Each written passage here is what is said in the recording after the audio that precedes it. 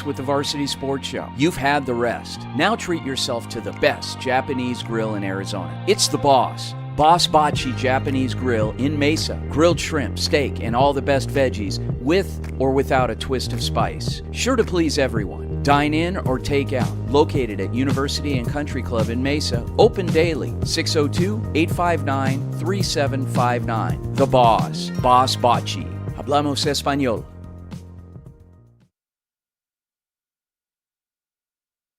Hola a todos, soy Jorge Guajardo, su narrador de jugada por jugada de Viva Varsity, el nuevo transmisión en español del Varsity Sports Show. Estamos aquí para encender tu pasión del deporte, darte entrevistas exclusivas y vivir cada jugada contigo. No olvides a seguirnos en Instagram, @VivaVarsity, para ver lo mejor de las jugadas destacadas, momentos detrás de cámara y todo lo que pasa dentro y fuera del campo. Esto es Viva Varsity, donde el deporte agarra vida en tu idioma. Hey everyone, I'm Jorge Guajardo, your play-by-play broadcaster for Viva Varsity, the brand new Spanish broadcast of the Varsity Sports Show. We're here to fuel your love for the game, bring you exclusive interviews, and celebrate every play right alongside you. Make sure to follow us on Instagram, @Viva Varsity, for highlights, behind-the-scenes moments, and everything happening on and off the field. This is Viva Varsity, where the game comes alive in your language. Hey guys, Vince here from the Varsity Sports Show. Nothing beats a hometown touchdown, on the field and on the table. Join us at Zips or Goldies, where families, friends, and teams come together for great food. They make everything fresh, like their hearty burgers or irresistible focaccias. The restaurants are family friendly with a huge menu and plenty of seating. Goldies Sports Cafe is in Scottsdale at Via Linda and Mountain View Road, and Zips Sports Grill has 14 Valley locations. Come hungry, see you soon at Zips or Goldies. APAC is your one-stop source for all your automotive and heavy-duty air conditioning parts, supplies, and equipment. They're family-owned and have been the Valley's go-to for all your auto AC needs since 1982. Whether it's for your everyday or vintage car, commercial, or off-road vehicle or equipment, APAC has you covered. Call APAC, AAPAK, the AC experts at 602-254-1116 and ask for the Varsity Special to get 10% off your purchase. Hey guys, Vince here to talk about Angel Dentistry. It's where my wife and I have gone for over 10 years, and we trust them with our routine and extensive dental care because they care. Dr. Amber Angel is an Arizona native, born in the town of Miami, and has been practicing in the Valley over 20 years. For general to comprehensive dental services, call 602-788-2008. Located off of Cave Creek Road just north of the 101 in North Phoenix. Angel Dentistry, proud supporters of our young people and proud partners of the Varsity Sports Show. Hi everyone, my name is Abigail Hardy and I'll be interning with Varsity Sports Show this fall semester. I'll be sharing all the sports content in the Phoenix area. I'm a senior at Arizona State University getting my degree in sports journalism with the goal of being a field reporter. I look forward to this opportunity as this is my own backyard, being born and raised here in Mesa, Arizona. Stay tuned as I'm excited to bring you your sports update these next couple months. Thank you. Hello. I'm Andrew Neeram, a junior at the Walter Cronkite School of Journalism and Mass Communication. I'm excited to show the Varsity Sports Show everything that I can offer on any side of production as I express my love for this business throughout the fall of 2025. Life at Cogier is full of warmth, connection, and adventure. Come and take a closer look at a new kind of senior living.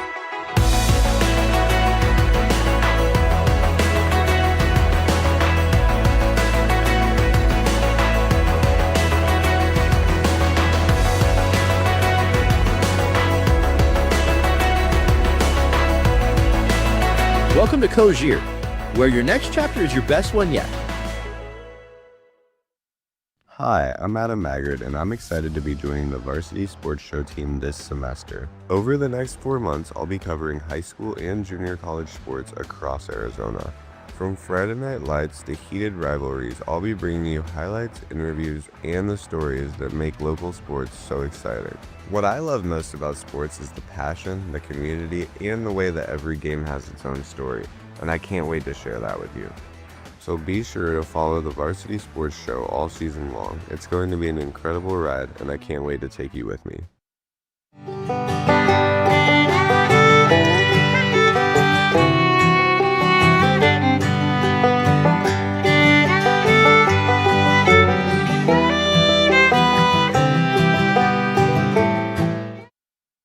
Hey guys, good afternoon. Valley Sports and Phoenix Metro area. My name is Jorge Anwajardo. Let me introduce myself. I'm currently a graduate student at Arizona State University, and I'm also a Navy vet. I'm hoping to bring the Valley the hard-hitting sports coverage that Phoenix deserves. From high school Friday night lights to playoff pressure, I'll deliver the facts, the stats, and the stories that matter to all Valley sports fans. Hello, my name is Latoya Lucas. I am a senior at the University of Alaska Fairbanks, majoring in digital journalism with a passion for sports media. This fall, I'll be interning as a broadcaster with the Varsity Sports Show in the Phoenix, Arizona area, where I'll be covering local sports news and sharpening my on-air reporting skills. My long-term goal is to become a professional sports journalist covering the NBA and NFL. I'm driven to tell impactful stories, connect with athletes and fans, and bring energy and insight to the sports world through digital and broadcast platforms. See you all this fall. Hi, my name is Matthew McCord, student at Arizona State, here from Phoenix, and there's many things I like. If I could promo myself, but of course I'm going to talk about sports first because I love broadcasting. It's the main thing that's gotten me into where I am in terms of joining the Varsity Sports Show and at Arizona State. I love studying real broadcasters like Jim Nantz, for example. He's my favorite. So I love broadcasting. I love hanging out with friends and family. It's also very important to me. And I love watching movies too because it's something that's really fun. Thank you.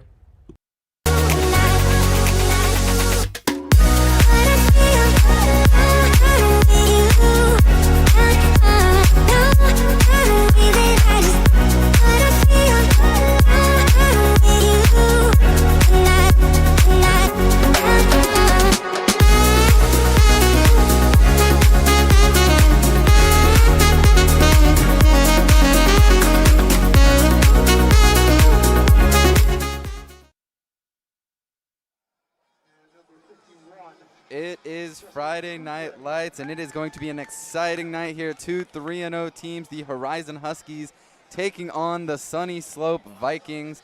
My name is Andrew. I'm here for Varsity Sports Show. I'll be your play-by-play commentator today, joined alongside Carmen Liberto, and it's going to be an exciting game tonight. They're both 3-0. What are you expecting from them? I'm expecting a lot from both of these teams. They both have really good defense, both really good QBs. I think it'll be a great game for them tonight. Definitely. As we had the national anthem already sung, we're about to get captains meeting underway, and doing some research for this game, looking at it beforehand, noticed that both teams average over 40 points a game. We're only 3 games into the season, but how does that expect to translate on the field? If both of these teams are scoring on an average 40 points. That could definitely be a very exciting thing to look forward to. It could go either way. They could both be scoring about 40 or so points and go into overtime, or it'll be a battle between who can keep the scores higher or lower. There we go. So we are doing the captain's meeting in center field, and we're going to send it down to our pregame interviews here with both of the coaches from Sunnyslope and Horizon. Hi, everybody. Welcome to Varsity Sports Show pregame. My name is Niall Rosenberg. I'm joined by head coach Tyson Ditmore of Horizon. Now, Coach, big game, both of you undefeated coming into tonight. What was the message before game in the locker room? We know that this is a real good football team. The environment's going to be great. It's going to be packed. And we need to be ready because they're going to come out, and they're going to come out with everything they've got, and we just need to be ready, and we can't come out and roll the ball out and play. Coach Bodie Zamorano has been fantastic this season, a legend, some would say, in Horizon High School football. What's the goal tonight with him and getting him active? I think every week, we want to establish our run game. Our guys up front have done an awesome job helping him, get those accolades and all that. And Bodie will be the first one to tell you that's where it comes from. But I think just us getting the ground game going and then, mixing in our 50-50 stuff and, hopefully getting some multiple guys the ball. Coach, finally, how big is the role of defense tonight? You both high-power offenses blow out a lot of your opponents. How important is this defense tonight? Defense is going to be huge for us tonight. We got to be able to stop their long ball, stop their run game. They've got a great quarterback who's a dual threat guy. We need to, make sure that we're managing, and then we got to win the kicking game. We got to be able to, get good field position, flip the field when we need it, and take advantage of that. Thank you. Hi, everyone, and welcome to the Varsity Sports Show. My name is Niall Rosenberg. I'm here joined by Sunnyslope head coach Sam Jacobs. Now, Coach, coming in, both teams undefeated, both teams high-scoring offenses. What was kind of the message or the vibes before game traveling here to Horizon? Well, this is a good measuring stick for us. Like, they are traditionally, a powerhouse, in the Open last year. So, we struggled a little bit last year as a building year, and we've had some success to start the year off. And so we're just kind of hoping to see if we can measure up with the big dogs right now. Coach, Royce Vandercoort's dual threat ability has been on display all season long so far. How important is it to get him active, not only with his arm, but also his legs? Well, a quarterback that can do both causes issues. So getting him the confidence to run when he's supposed to and throw when he's supposed to really kind of makes our offense go. And Coach, on the other side on Horizon, their run game is something that is very strong with their running back, Bodie Zamorano. How important is it to get that run game under control on the defensive side? If you can't stop the run, you can't win. So, if they're going to move the ball on us, yard by yard, dirt by dirt, then we're going to be in trouble. So we got to find a way to just kind of stop the run. Coach, finally, what was kind of your message pregame for these guys? We just got to bring it. We got to match their intensity. They're a very physical team. And so we got to match that physicality. Follow the Varsity Sports Show on Twitter and Instagram. Once again, my name's Niall Rosenberg. Thank you, Coach Jacobs, for meeting with me. Thank you. We are underway here in Horizon. It was a kickoff. On the receiving team. It's a 10-yard penalty for the foul. First down. Was a penalty on the receiving team there on that kickoff. That went out to about the 40. It looks like it's going to be another penalty. It's going to move them back all the way to the 19-yard line there. Any of you went a little bit long there, Carmen, but we're started nonetheless. It's okay. Still got a good start. Long way to go. Carter Puma is going to be the one under center here. He has the third most throwing yards in the 5A Northeast region. He has 519 on the season. He'll be looking to do just that, extend that with a low pass. Refs call it dead. It didn't look like it got to his receiver, Jake Giroux. So last game, Carter Puma came off of one of his, it wasn't a bad game, but statistically it was his lowest game throughout the season. Only had 142 yards and 57% completion. How do you look to see him bounce back against this really solid team in Sunnyslope? I think he definitely took that game into consideration. It was a lower score game compared to what they've been putting up, 20-7 as opposed to, 40 or more points. So I definitely think he's coming back this week, and he's going to go for more yards and hopefully more points on their scoreboard for the team. Definitely. The star running back, Bodie Zamorano, peels out to the left, doesn't get a whole lot there. Going to be blown up pretty much in the backfield, and just like that, it's third down here for the Huskies, 3rd and 10.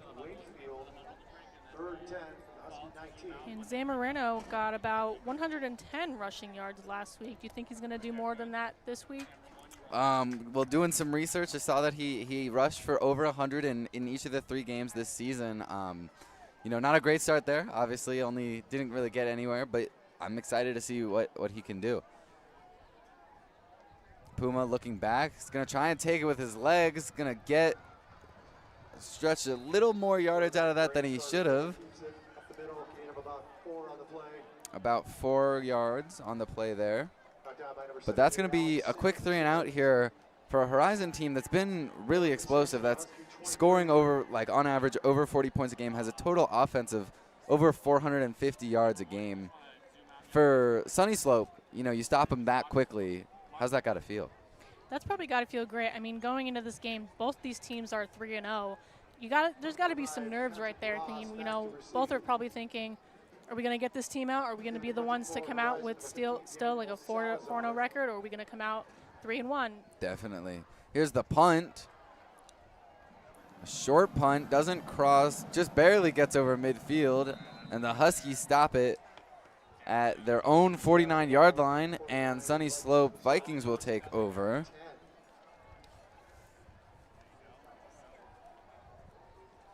Now, Sunnyslope has been an intriguing team. Last year they were 4-6, and they've already started 3-0.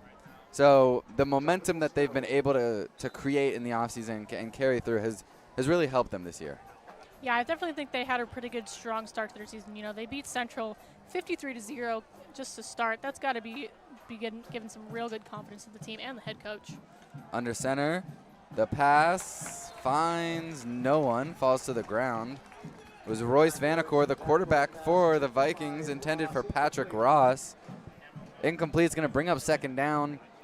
Now, these offenses we've talked about already, they're explosive, but their defenses are just as good. You talked about the 53-0. That doesn't just happen from the offense being good. That happens from the defense shutting down the other team. Oh, absolutely. I mean, last week it was a little bit rocky for the Sunnyslope Vikings. They, defense allowed about 21 points, kind of showing a little bit of vulnerability, but they were able to come out with about a 30-point win. So I think in the end, their defense is definitely going to show victorious. Should be interesting to see. Refs looking a little confused here, trying to figure out what's happening. Both teams are coming on a really strong start. Especially defensively. That 3-and-out from the Horizon Huskies has got to be frustrating, but they'll look to see if they can replicate what the Vikings did to them and make this team go 3-and-out on their first drive. Looks like we're trying to get the clock fixed here.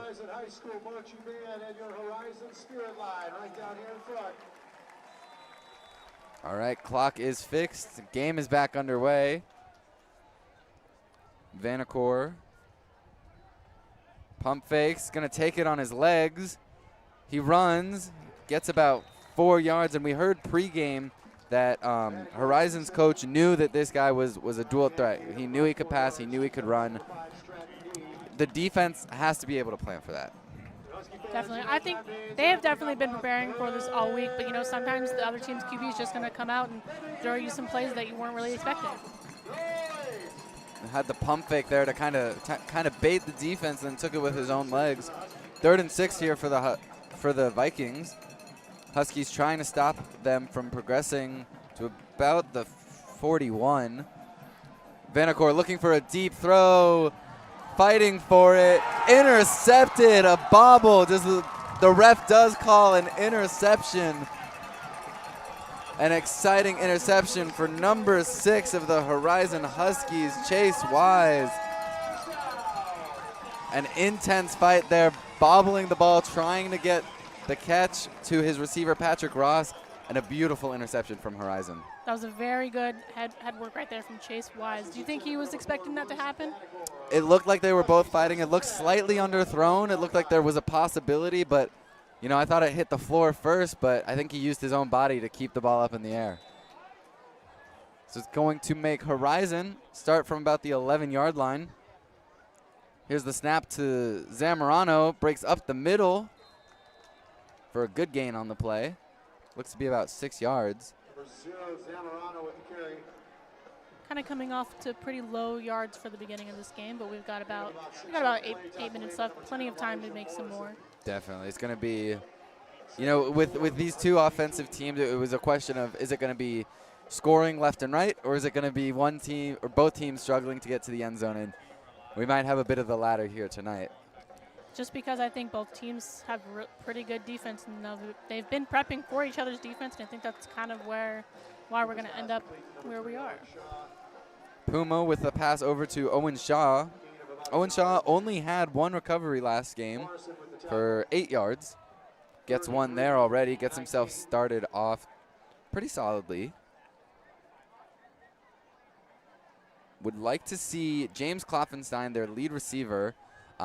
He only had 26 yards at Cactus and hasn't seen a target yet here, as a run up the middle by Zamorano goes all the way for a first down.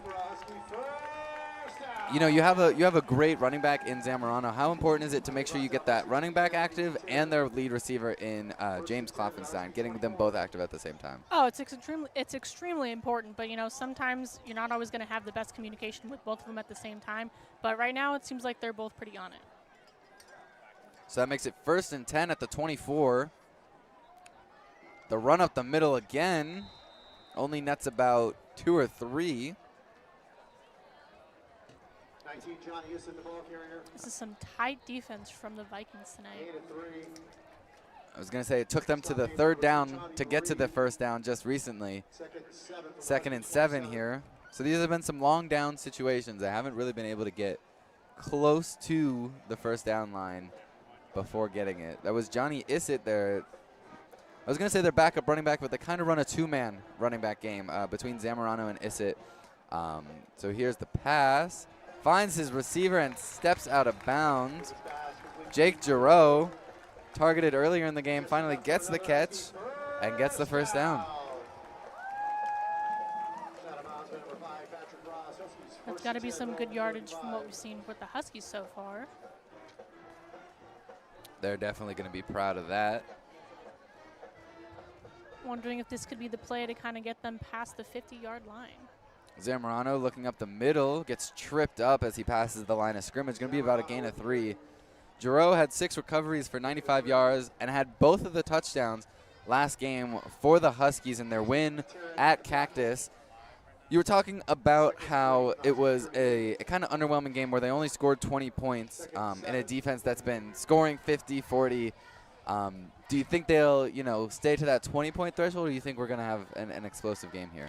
I think it might be a little bit of an explosive game depending on whose defense lets up first. You know, like we've been talking about how good both teams' defenses are, and so far we haven't seen too much, but I think as the game progresses, we're going to get a little bit more explosive.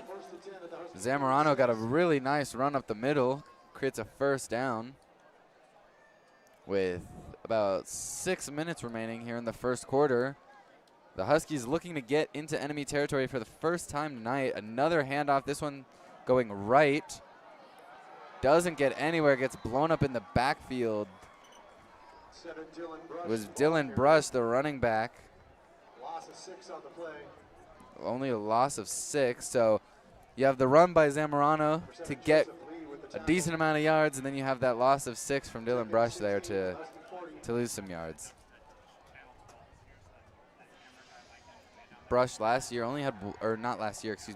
only had 1 carry for 1 yard. This time has 1 carry for -6.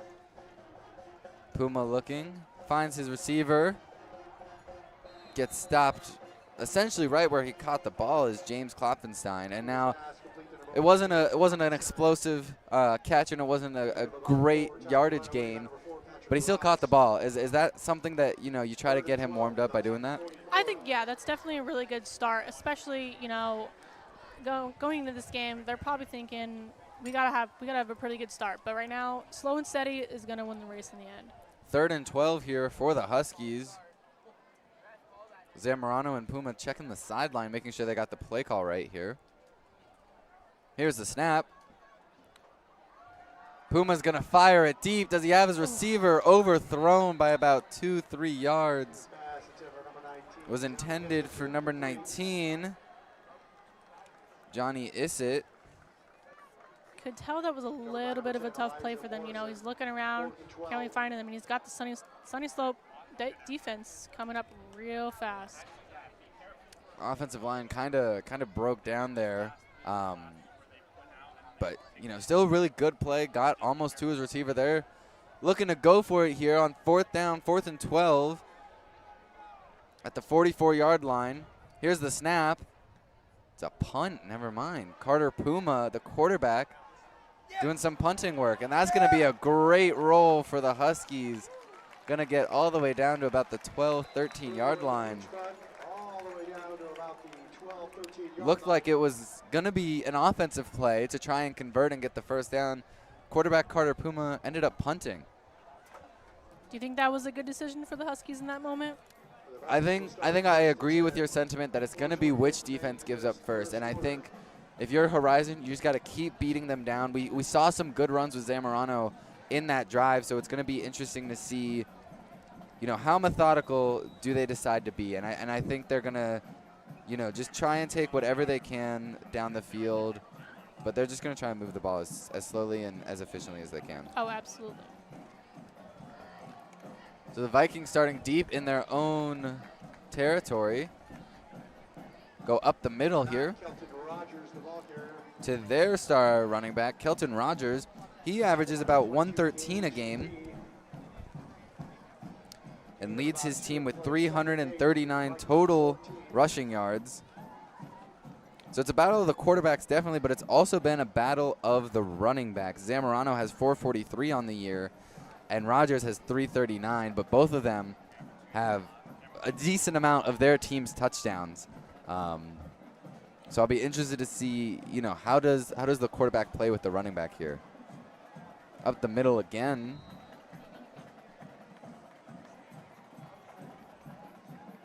You know, once again, we've got just a little bit of a slower start, you know, now with the Vikings. But, I mean, looking at the clock now, it's about 5 minutes away from what I've said before. We've got 3 minutes left. So this could be a scoreless quarter, could not. Just depends on, like I said before, whose defense is going to give up first.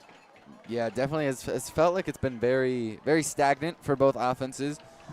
But, you know, they're both 3-0. It's not going to be an easy game by any stretch of the imagination. You're going to have to fight for your points that you get.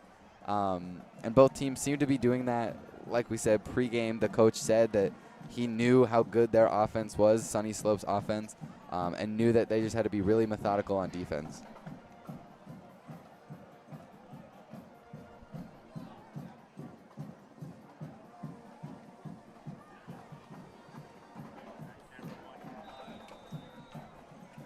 So it's 3rd and 1 here for the Vikings. Going to try and at least get 1 yard. That's all they need at the 21. A quarterback sneak up the middle. Does it get there? The ref signal. We'll be awaiting the signal. Look like it's going to be good. And enough for the first down. It will be. Now, we talked pregame, but I want to pick your brain about this. Their quarterback, Royce Vanacore, obviously leads their team in passing with 592 yards, but is second on the team in rushing with 170 and 1 touchdown. You talk about the dual threat explosiveness of this quarterback. What do you see? Right now, I'm not seeing too much of an explosive, but like we're still pretty early in the first quarter. I think he's definitely going to get better as we progress, but you know, we talked before, both teams know what they're up against. Both teams are really trying to prove whose defense or whose offense is going to be better in the end. Second and 8 here for the Vikings with 2:30 left in the first quarter. We've had 12 minutes in a quarter, so 10 minutes have passed here where both teams have been trying to get a start offensively. Here's a run to the outside. 3 Huskies swarm in to get the tackle. Rogers again the ball carrier. Rogers' last game against Apollo, it was a 21-51 win for the Vikings, but Kelton Rogers had his highest rushing yards in a game this season with 124. You think he's kind of riding the coattails of that performance in this game tonight? Absolutely. I mean, if I were him, I probably would too. But, you know, you got to take it one game at a time. Continue to try it and beat your record each time. At least that's what I would do if I were in his position. Definitely. So it is 3rd and 6 here for the Vikings after converting that first down. Drops back to pass. Pocket collapsing, is going to peel out. He's going to fire it deep into enemy territory. He doesn't have his receiver.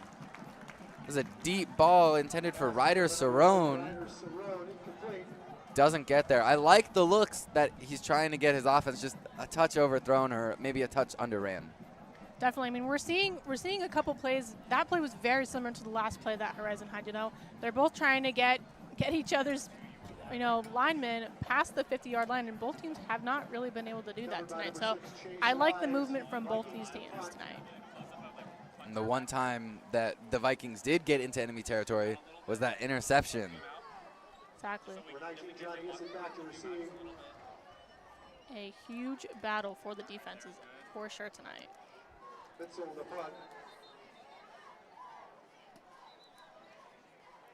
Going to be a punt here for the Vikings with 2:05 left. 5-yard penalty, still fourth. Looks like we've got a penalty. 21 Lucas Goldstein to find for the Vikings. Couldn't tell what the call on the punt was, but Lucas Goldstein, the punter, delay of game. Thank you to the PA announcer for that one. Lucas Goldstein, the punter, back for the Vikings. A high snap. Almost gets blocked by that special teams of the Huskies. A muffed punt, but he does fall on it. Looks like that was Johnny Issett for the Huskies. Muffed the punt, but did fall on it and was able to stop the Sunnyslope Vikings from recovering that and potentially getting a really dangerous situation.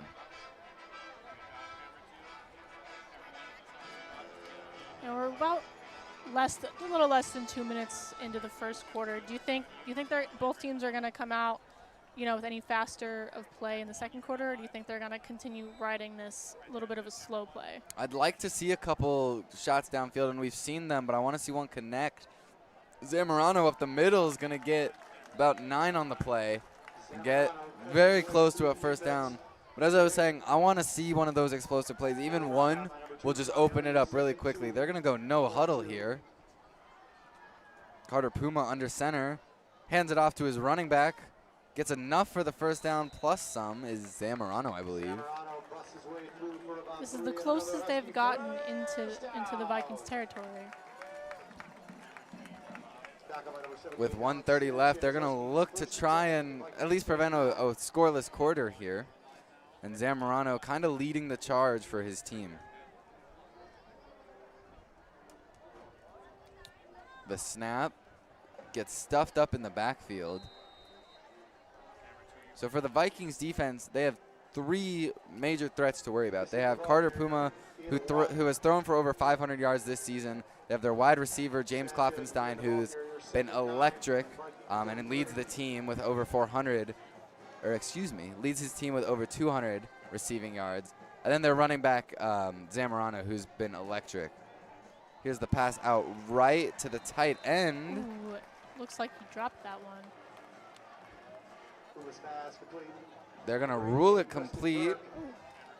Preston Burke, the tight end, only had 1 recovery for 7 yards. But has 75 yards in the year and 2 touchdowns. So if you're the defense of the Vikings, how do you combat this 3-headed snake that is the Horizon Huskies? I would honestly continue to do what they've been doing. I mean, it's clearly been working. This is the first time. Oh. Zamorano up the middle, burst to the secondary, plus some. Big hit there. Makes him a little slow to get up. Looks like he's going to go to the sideline. Hope everything's okay with him. But a great explosive play there from him to get there. Now, that run kind of cut you off, so I'll let you finish. No, that's okay. Before Zamorano's play right there, I was going to say, so far Sunnyslope's defense is really just stopping, Horizon's offense all around. I mean, it seems to be working. Like I said, now end of the first quarter, and it's been scoreless. Both teams, the Huskies got really close, but just couldn't get close enough. So I think Sunnyslope's defense is really good right now. Dylan Brush with the rush there, and we have hit the end of the first quarter. The Horizon Huskies 0, the Sunnyslope Vikings 0. It's a scoreless quarter, but much more exciting game to come here at Varsity Sports Show, and we are going to head over to a quick commercial break.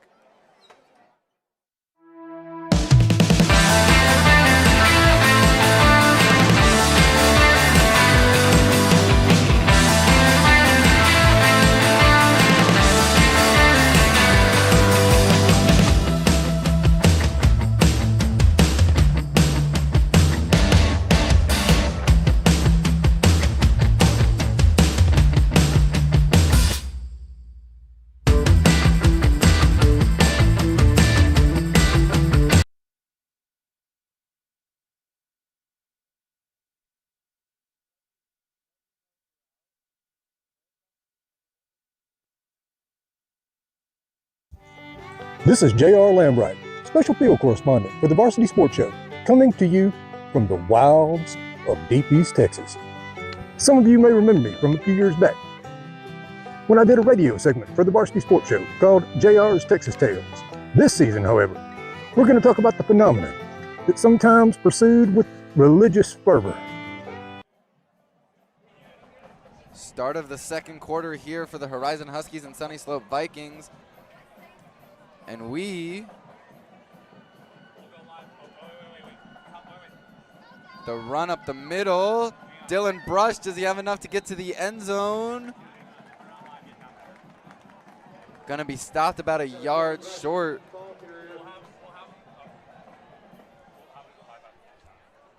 Stopped about a yard short here for the Huskies.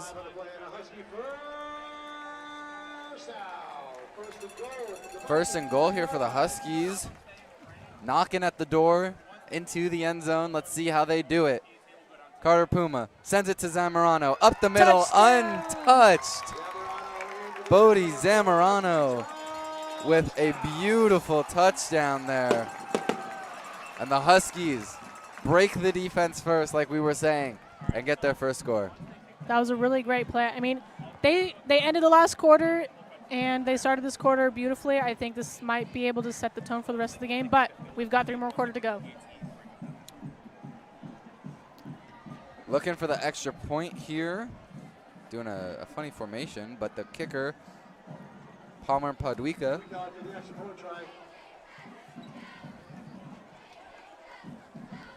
Here's the kick. Up and through. He is now 17 for 17 on extra points. And we are going to send it sideline to our reporter, Niall Rosenberg, here for more. Thank you guys up there. Now Horizon takes the first lead, but Sunnyslope is no slouch on offense. Put up 51 points last week. We saw Horizon themselves put up 56 2 weeks ago against the Polo, a common opponent. Now Sunnyslope's coming back down the field. Expect Royce Vandercombe to break down the ball and get it on for Sunnyslope. Thank you guys. Back here underway. We were talking about it earlier. I said that he's now 17 of 17 on the extra point kicks, only 4 games in. Do you believe in the commentator curse? You know, sometimes you can, sometimes you don't. I mean, for me, I'm a Buffalo Bills fan. Sometimes they do get a little jinxed, but sometimes you got to think there's no such thing as a curse if you believe hard enough. There you go. So if the kicker Palmer Padwika misses, it's not my fault. But he's 17 for 17 on the year.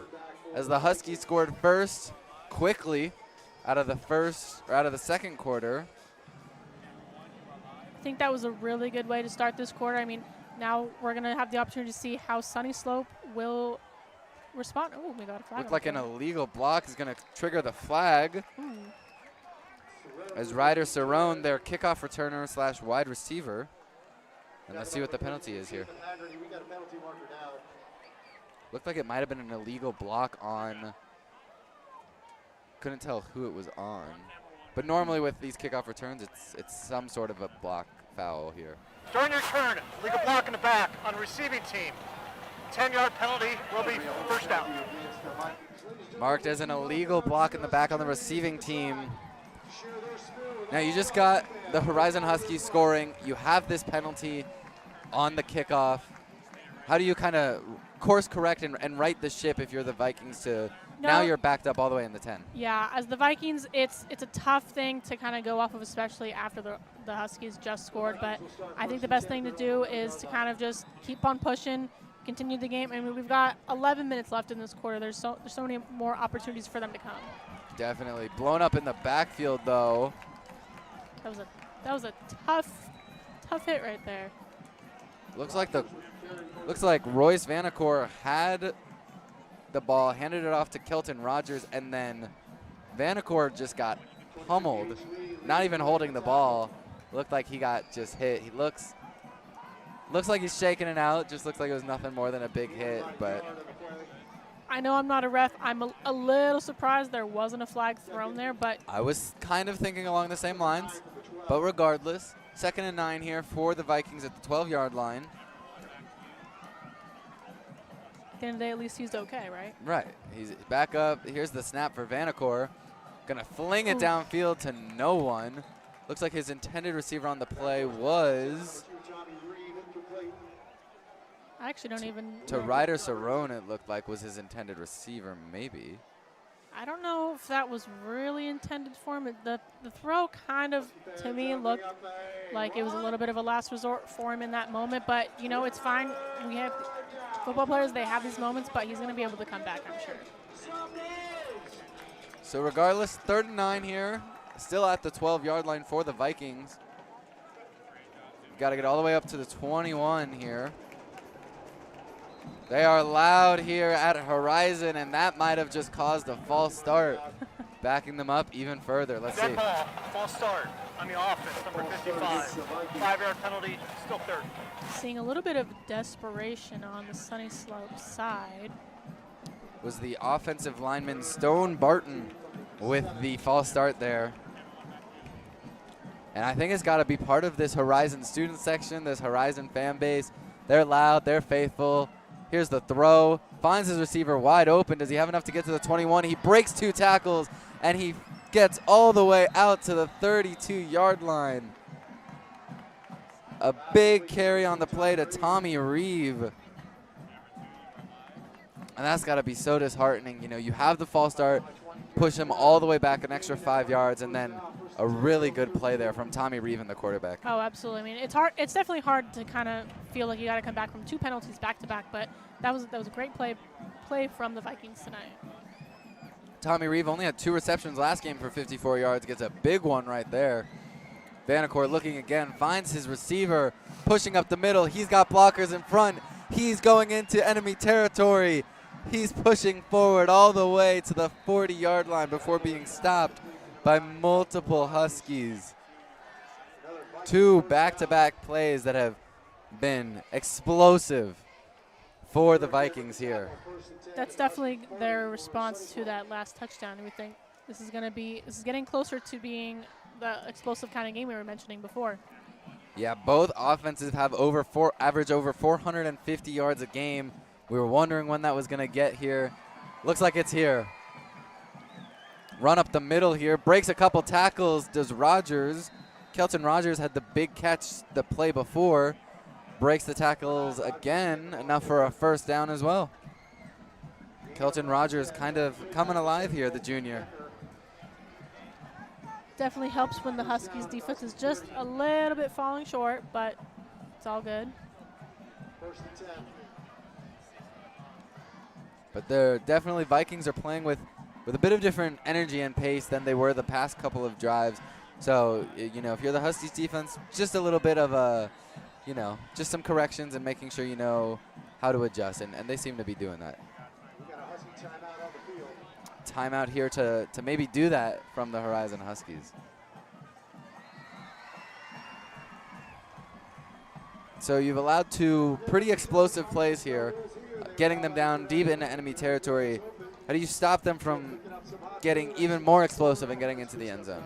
You know, it's tough. I think the Huskies need to tighten up their defense. I think they need to tighten up their vision on Vanacore right now. I mean, he's been able to kind of start these plays, but it's either team's game right now. Definitely. First time out of the half here for either team. For either team. I think we've definitely kind of already caught a glimpse of both teams letting their defense go just a little bit. You know, we're going to be playing a total of 48 minutes of football here, so you can't expect them to lock down every single play for 48 minutes. Oh, of course not. But just got to do your best to limit both explosive offenses from both teams here. So Vanacore, 1st and 10, operating from the 30. The snap, he bobbles it. Manages to fall on it right before the defensive lineman, Sebastian Aranki, the defensive lineman, was pressuring him to make sure he got on that ball. As devastating as it is to kind of have that happen, he recovered that very well. So it only pushes him back 2 yards. Was able to fall forward to get the ball, not have to fall backwards. Still going to be 2nd and 12 for the Vikings, now on the 32 instead of the 30. The elementary school cheerleaders here going crazy for Horizon Huskies. Here's the play. Vanacore gets stuffed in the backfield. A great effort by Araniki we called his number on that almost fumbled the last play. And one other Husky, I didn't quite see who that was. But we talked about it, and they've done just that. They had 2 explosive plays, and now all of a sudden it's 3rd down and 10. I think this is really getting to be the explosive kind of defense and offense we were talking about before. The bleachers here rumbling at Horizon High School. Almost 0 room in that student section over there. That's how you know it's a good game. Looks like we're going to have timeout from the Vikings. 1 minute timeout here for the Vikings. So both teams using a timeout. The Huskies using it on defense. The Vikings using it on offense. 3rd and 10. Crucial to make sure you know what you're doing. Absolutely. So both teams have struggled in that first quarter. You know, the Huskies had 2 punts to start their game before that touchdown from Zamorano, and then for the Vikings they had the interception and then the punt, and this is their 3rd drive here, looking to kind of repeat what the Huskies did and answer back with their touchdown. Oh, absolutely. Both teams putting up really good defense and offense right now, in my opinion. Couldn't agree more. These are the kind of Friday Night Light games that you expect. Exactly. It just brings so much excitement, especially when both teams are going for it.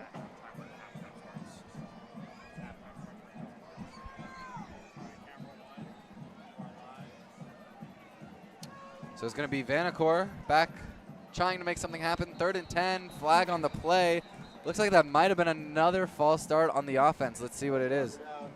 Red ball, false start. Offense number 2. 5-yard penalty, 3rd. 2 false starts within a few minutes of each other. It's got to hurt. Going to be on number 10, Elijah Morrison for the Vikings. The wide receiver lined out, and that's going to push him back 5. So an already 3rd and 10 that's going to be pretty difficult. Now makes it 3rd and 15 for Vanacore and the Vikings. Here's the snap. Surveying the field. He's going to throw it deep into coverage. Does he have his receiver? Is that another interception? It is an interception. Going to await the ref signal. They're going to officially rule it incomplete. Looked like it hit the ground before he caught it, but great play by the defense there. Amazing look, amazing, eye coordination from Stratton Knee for the Huskies right there. Stratton Knee almost having the interception. We had the interception earlier from the Husky defense. This defense has been swarming the Vikings. Had obviously those 2 plays that got them to this place, but they have been dominant. So the Vikings are going to try a field goal here. Reed Mitzel, the kicker. It's been pretty good for them so far. Let's see if he can make this one. It's going to be a deep kick. A 56-yarder does not have the leg or the aim, it looked like. So the Huskies bear down. They get the stop. And a turnover on downs here after that failed field goal. You gotta give it to him though. It's a little far for a field kick, but he did his best, and I can respect that. So the Vikings remain scoreless after the Huskies got their touchdown from Zamorano. 7:28 here in the second quarter in what's already been a really exciting game. Not only what's on the field, but what's off the field. You know, there's the elementary cheerleaders for Horizon essentially flooding the track here with the varsity cheer team as well. And the stands. I mean, you said the student section is packed, but every other place here, there's no standing room here. And to add to it, I don't know if I'm crazy or not, but I think I saw a couple lightning strikes off in the distance. Probably way too far from here, but you gotta love Friday nights. I was gonna say we've had a couple rainstorms here recently. Last night was pretty heavy, pretty downpour. So I think we should be clear for the night, but lightning's always cool to see. I can't lie. That lightning, fireworks, you mix them together, it's got to be a beautiful sight. Of course. So 2nd and 6 here for the Huskies. Looking back to pass is Puma. He's going to fire it deep and doesn't get his receiver. Almost intercepted by number 6. Cameron Holeva. Intended for Klopfenstein. Klopfenstein had a quiet night here. Had that one catch that didn't really go anywhere, and then that long target just slightly underthrown and almost gets intercepted. It was a good effort, but sometimes that pass is going to fall just a little bit short. Run up the middle by Zamorano, breaks a couple tackles and gets all the way to the 31. I don't want to make too many comparisons, but he definitely reminds me of a Cam Scadavu kind of guy where, you touch him once, you're going to need more than one guy to get him down. Absolutely. And he's proven that multiple times already tonight. I saw that last week. His name is slipping from my mind right now, but Queen Creek, I think you needed like 4 defenders to stop him. Definitely. Gives the ball right back. Excuse me, they give it to Johnny Issett, their other running back. Gets about a gain of 2.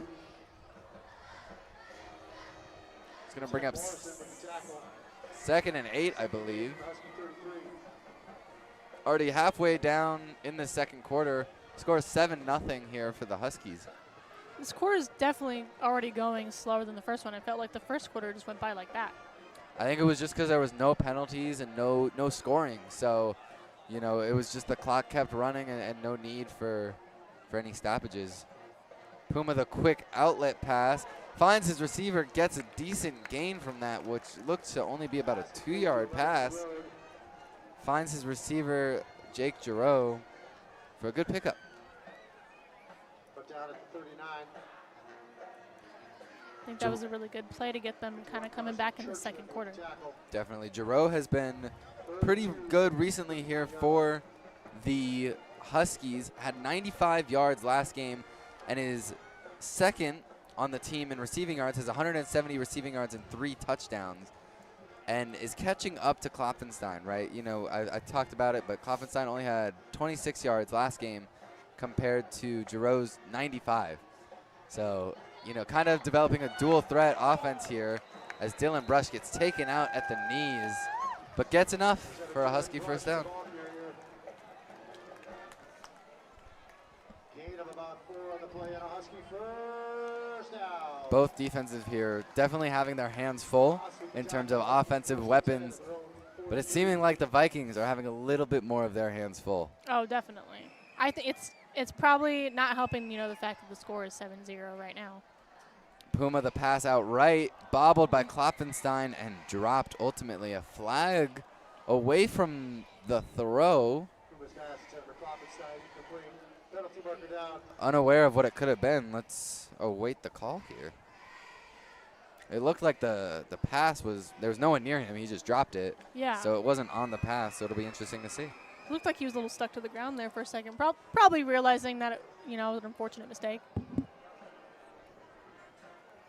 Dead ball, personal foul, offense number 54. 15-yard penalty, still for second down. That's going to be a holding penalty against Horizon. Against Horizon for that one.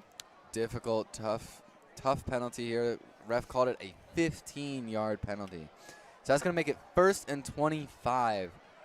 Granted, it is first down. They still have 4 tries to get 25 yards, but 25 yards is a fourth of the football field. That's no easy task. That is not. That's got to be a tough one, but, hopefully they're going to be able to kind of push through that one. Hand up the middle, gets blown dead. Looks like it might be a false start on the Huskies here. If that is, that's 2 offensive penalties. Gotten quite the amount of penalties in this quarter.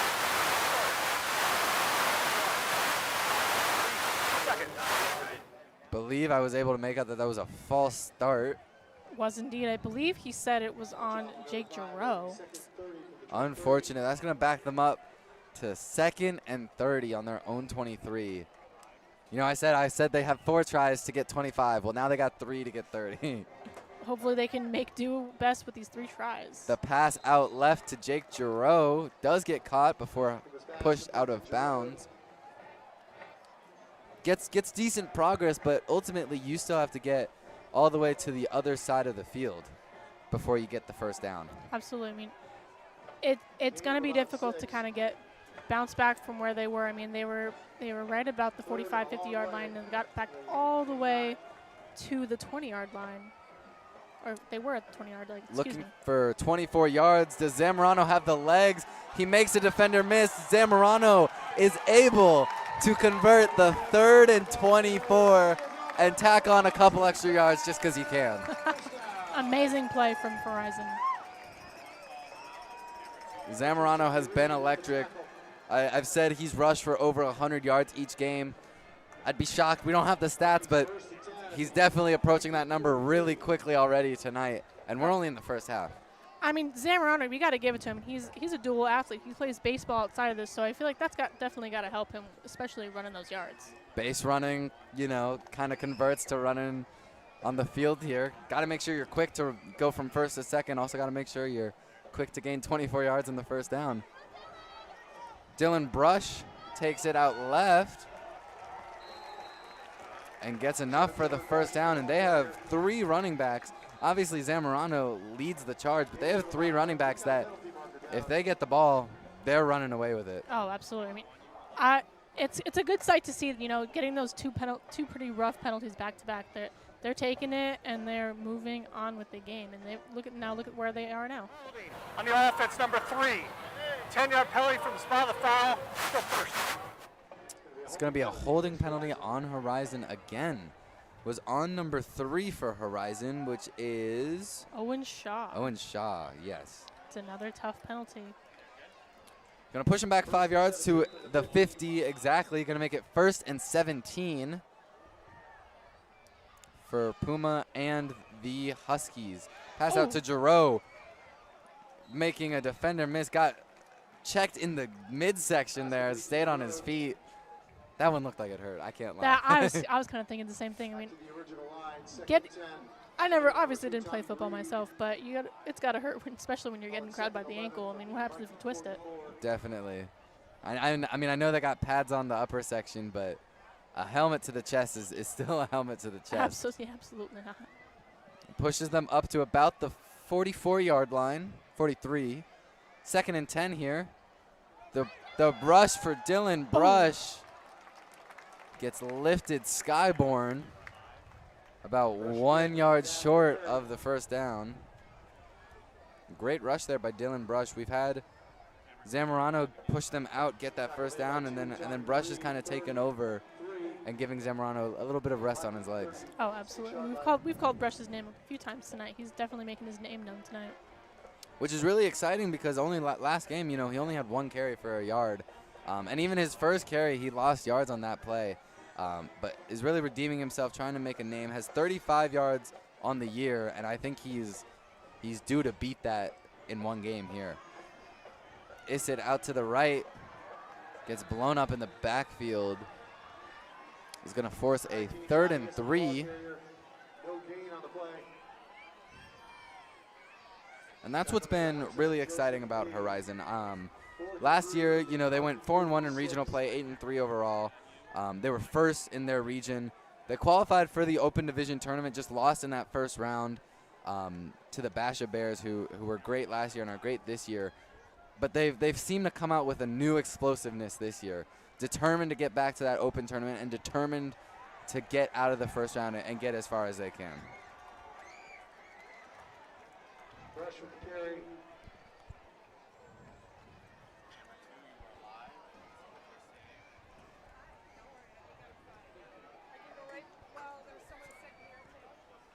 This has been a pretty explosive second quarter for these teams. Definitely. Timeout on the field here. Gonna see, don't know who called it yet. Was not quite looking for that. Looks like we're getting a measurement on this one, ladies and gentlemen. Looked like it might have been an official timeout, so I don't think it's going to be registered under any team. Okay. It's always interesting when the refs call a timeout. We're getting the chain gang out here to measure if it is enough for the first down. This ruling is going to be exciting. Let's see what the chain gang officially decides. Looks like they might have it. And it is going to be short. Oh. Looks to be about a finger width short of the line to gang. Unfortunate. I gotta admit, that's gotta be really tough for the Huskies.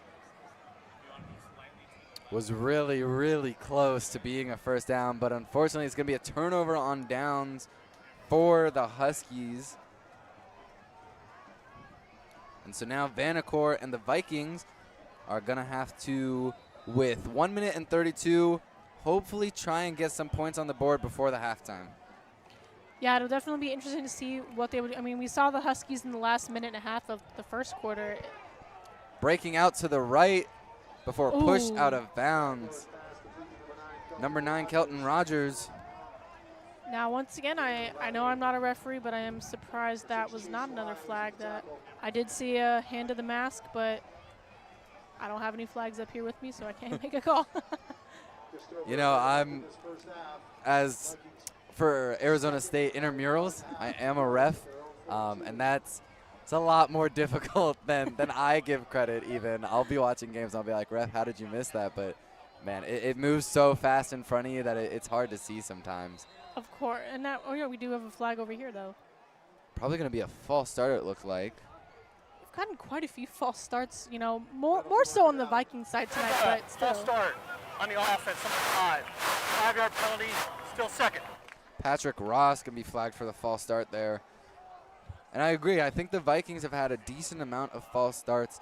You think that's, you know, just some miscommunication? You think it's the fans and everyone over here? What could you attribute that to? It could definitely be a miscommunication issue, but I think because of how high the intensity is tonight, they could just be, you know, really ready for the play and to kind of just get something done, especially with the time left in this quarter. I can only imagine they want to get some points on the scoreboard. Clock still rolling. Vanacore going to take it with his own legs, gets hit hard before getting tackled down. Clock still rolling, 35 seconds. Going to be an injury here. Looks like he did get hit really hard in the midsection. He does get up, so he is on his feet. Gage Lee, the safety for the Huskies, with the big hit. A timeout officially now with 33 seconds left in the second quarter. Going to be pretty difficult to make a scoring play happen.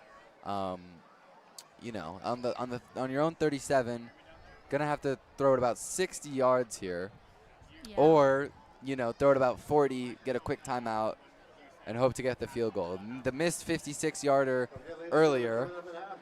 56 yards is not easy by any stretch of the imagination. Of course not. I'm sure I probably couldn't kick a 10-yard field goal. So. I know. But if they do end up kicking again, it could be, you know, another opportunity to try and make that kick. Who knows? Definitely. Now I believe that it was Horizon that got the opening kickoff. So the Vikings will get the ball in the second half. So, you know, even if you can get a field goal, great start, because then you get to go right back on the field in the third quarter. So let's see what Vanacore and company can do. The quick pass out right, finds his receiver, tries to make a defender miss, doesn't, ends up getting stuffed, but does get enough for the first down as the clock still rolls. And another timeout used here by the Vikings was Connor Woodward with the catch. Clock is still rolling. Never mind. No timeout used. Here's the snap. Looking deep is Vanacore. Breaks the pocket. Misses a sack. Throws it in. Tries to find his receiver. Tommy Reeve. Was an awkward side throw that had a little too much heat for Reeve, and he couldn't quite make the grab. That was very close to becoming an interception. Tip passes, you always kind of hold your breath because there's no telling where that ball is going to go, and most of the time it's into the defense's hands. But absolutely. 9.2 seconds left, 2nd and 10 for the Vikings, operating from their own 46-yard line. They're going to have some work to do. You think field goal is kind of out of the question. I don't think they have enough time for that. So if you're wanting to score, you're going to have to throw it deep here. Oh, definitely. It'll be very interesting to see what they're going to be able to do with these 9 seconds left. And we've got a flag on the play. Dead ball. Delay of game. Offense. 5-yard penalty. Still second. A delay of game makes an already difficult chance to score even more difficult for the Vikings.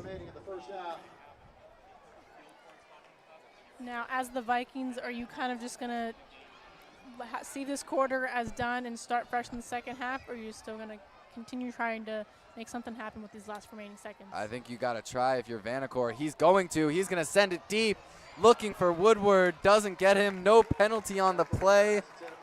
0.7 seconds left in the quarter.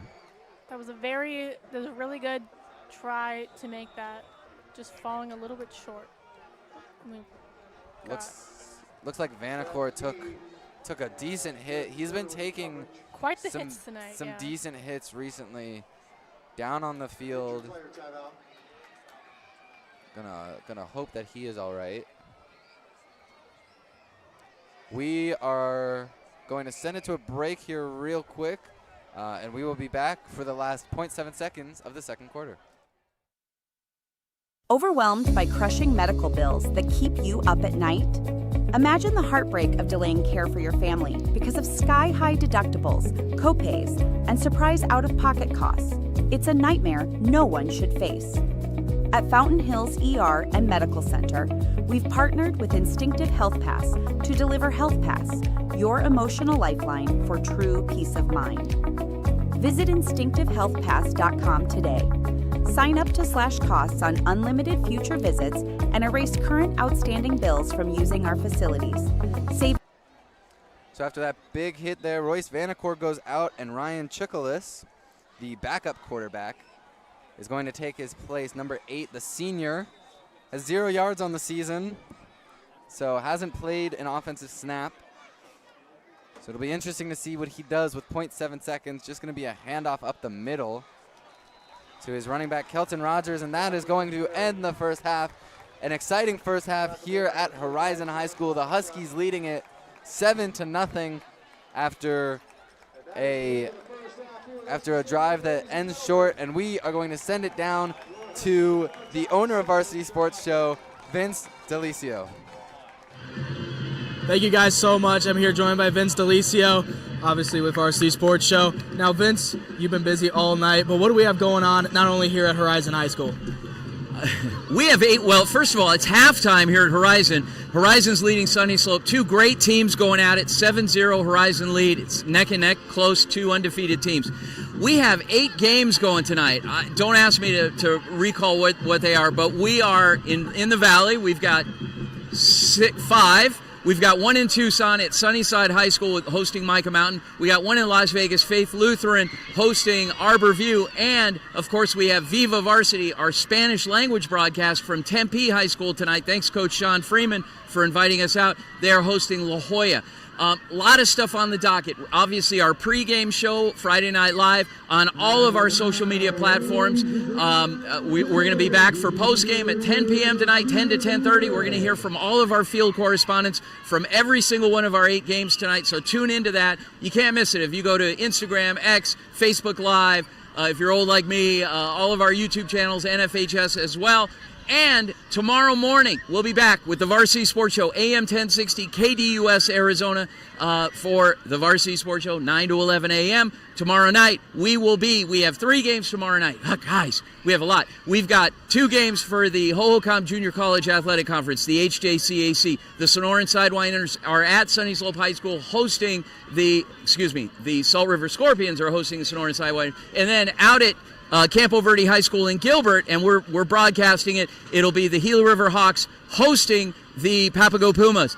And we'll be out at GCU tomorrow night for some GCU Club Women's Soccer. Guys, you don't want to miss any of it.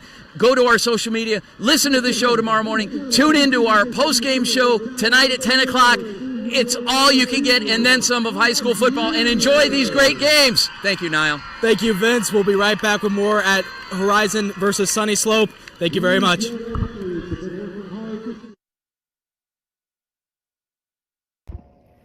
This is Riley Hartman reporting for Varsity Sports, and today we'll be talking about Aaron Judge and the history that he's currently making. Judge hit his 47th home run of the current 2025 MLB season last Friday at Fenway Park during a game where the Yankees won. This home run also put him in the 4th place of the Yankees' all-time home run list, surpassing Joe DiMaggio, who previously held this title. Center fielder Joe DiMaggio had 361 career home runs during his time with the Yankees, and the next closest player to this record was his teammate at the time, Yogi Berra, who had 358 career home runs during his time on the Yankees. Aaron Judge currently has 363 home runs, surpassing both DiMaggio and Berra, and he's still going to be on a Yankees contract throughout the 2032 season. Luke Gehrig is currently taking the 3rd place spot on the Yankees franchise all-time home run list, just above Judge, with 493 career home runs. Judge went into this game with a .324 batting average, now at a .325, which is currently the highest batting average in the MLB. He also has 2 American League MVP awards and is set to win this season as well. On top of making history with the New York Yankees franchise all-time home run list, he's making MLB history as well. Barry Bonds is statistically one of the best players in MLB history who reached a 200 OPS plus in one season. The only other player who's been able to do this since Bonds' retirement was Aaron Judge, who has done it now 3 times. If Judge plays like this for the rest of his career, he has the potential to be one of the greatest right-handed batters of all time. He's already considered one of the best players, but with a little bit more time, he has the potential to be considered one of the greats of baseball. This is Riley Hartman reporting for Varsity Sports. This is Manav Gupta from Houston with the Varsity Sports Show. In today's halftime report, I'll be spotlighting the marquee high school football matchup in the area. As we know, Texas and specifically Houston are a powerhouse for Friday Night Lights. This Friday at 7 p.m. Central, we got the 6th ranked team in Houston and the 30th ranked team in Texas, according to Max Prep. The undefeated Woodlands Highlanders going on the road to take on number 16 team in Houston in the Willis Wildcats, who are 2-1. This is going to be a high-scoring conference affair. Woodlands have put up an average of 34 points per game compared to 34.7 for Willis. The Willis Wildcats average close to 400 yards per game, led by their freshman quarterback, Lincoln Frazier, who put up 400 yards and 5 touchdowns in their win last week. Meanwhile, the Woodlands Highlanders averaged well over 400 yards themselves in their last game, a 45-14 win. Senior quarterback Jack Dalton had 200 yards and a touchdown on 60% completion, but the standout was senior running back Cody Jordan, who had 169 yards on only 10 attempts with 2 touchdowns. While Willis is more of an airing it out team, Woodlands is more of a balanced attack, so it should be fun to see these contrasting offensive styles. This is the first head-to-head matchup of these 2 strong programs in Houston. Let's see who comes out on top in this offensive clash as the Woodlands looks to stay on top on the road in their district standings. In a game built on power, speed, and precision, sometimes real change doesn't come with noise, it comes with courage. And in 2015, that courage showed up in Arizona. That's when Dr. Jen Welter stepped onto the field and into the history books as the first female coach in the NFL. The Arizona Cardinals gave her a shot no woman had ever been given, a role on the coaching staff during training camp and preseason. She didn't ask for permission. She earned respect with knowledge, toughness, and leadership that just couldn't be denied. Dr. Welter shattered more than just glass ceilings. She opened doors for women in sports and beyond. Because of her bold step in Arizona, women across the country are stepping onto the field as leaders, coaches, and decision makers. In 2020, Dr. Welter hit another milestone, this time in the digital world, becoming the first woman coach ever featured in Madden NFL 20 in Superstar KO mode. Dr. Jen Welter, the first, but not the last. Courage started right here in Arizona. This is Latoya Lucas with Varsity Sports Show. Hello, folks. J.R. Lambright here. Coming to you from a place where the love for our community can run as deep as the taproots. We come upon the story of a coach whose legacy was not measured in wins, but in the lives he touched. We remember David Burke. His career was a family affair. His parents, Billy and Sammy Burke, were lifelong educators who dedicated decades of service to the district, and his daughter, Aiden, continued that tradition herself. This was a legacy of service, built on a simple philosophy he shared in a final message to his students. Whether I showed it to you or told you, I loved you all. That love was a powerful thing. After an unfathomable family tragedy, David gave back to the community he served, creating the Aiden Rose Foundation. The foundation carries on the work of supporting students and will award scholarships in honor of both David and his daughter. Further, the town of Jasper also honored his family's commitment, naming a new strength and conditioning facility in their honor. Thus, we have a legacy richer than any championship. Hi, I'm Carmen Liberto, and I'm an intern at Varsity Sports Show. And today, I'm going to show you a story about what water polo can mean to someone, even though it's not as popular in Arizona as just a state over like in California. Water polo, it keeps people engaged and wanting more. What does it mean to some people? It means the world. Even when options are limited, dedicated players want to keep chasing the feeling it first gave them when it started. So my name is Troy Symington, originally from San Clemente, California, and I've lived in Arizona now for the last 7 years. Anywhere I go, I always look up for Masters water polo and hope I can find a team that I can jump in with. So when I moved here, I started an internet search for Masters water polo and USA water polo to see who had Masters teams in the area. And Troy Symington has been playing water polo since 1982. He is currently 57 years old and still loves to play. Because when I get in and I play water polo, when I get out, I feel like I'm 18 again. He drives all the way from Prescott, Arizona, just to come down to Scottsdale to play water polo. Well, the thing that worried me most is that I wouldn't be able to find someplace to play. Thankfully, Scottsdale Water Polo has a great Masters Club here. It's people like Troy Symington that show how dedicated water polo players are. To him, it doesn't matter that he spends 3 hours in the car if it means he gets to play the sport that he fell in love with years ago. Troy Symington is just one example as someone who will stop at nothing to play the sport he loves, no matter the drive, his age, or his popularity. He will continue playing the sport until the ball is ripped away from his hands. Reporting from Varsity Sports Show, I'm Carmen Liberto.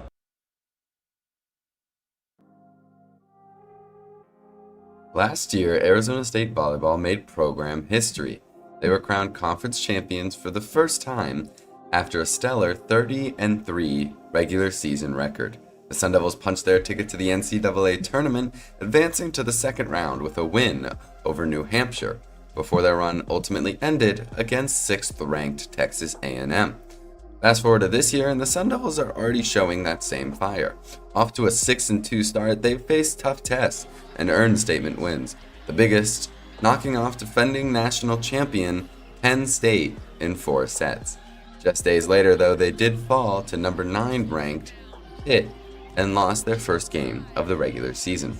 But despite that fire, this year's squad looks very different. The Sun Devils lost several key pieces from their championship roster, including outside hitter Jelly Sear, middle blocker Savannah Colhe, and libero Mary Schroll, all of whom graduated last season.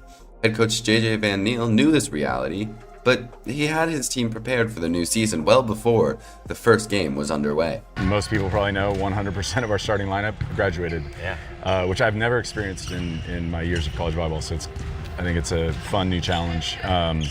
Figuring out the right systems for the kids, and then watching some people really flourish and step up. So it's been really fun. After a crushing loss to number 2 Texas, the Devils are looking to keep their winning ways and find themselves as Big 12 champions yet again at the end of this season. For Varsity Sports Show, Andrew Neeram reporting.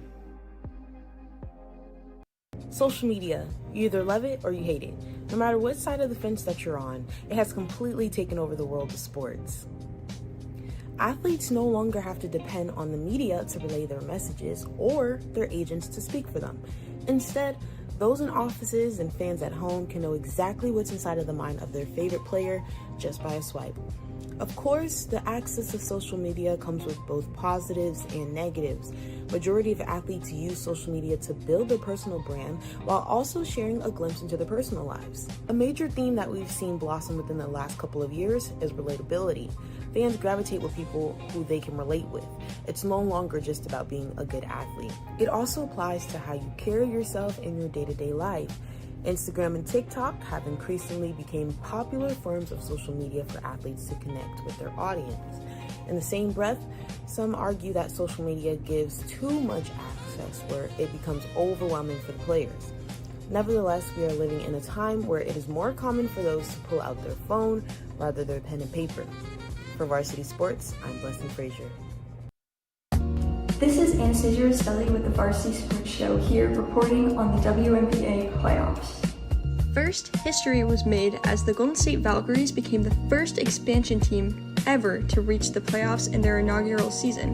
Whether or not their run continues, it's already a milestone that cements their place in league history. Meanwhile, Minnesota's Nafisa Collier has put together one of the greatest individual campaigns we've ever seen, a rare 50-40-90 shooting season while averaging over 20 points per game. That's efficiency and consistency at a level almost unheard of in pro basketball.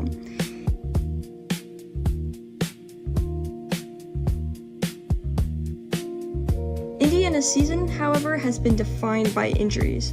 Caitlin Clark is out with a season-ending groin injury after averaging more than 16 points and nearly 9 assists in just 13 games.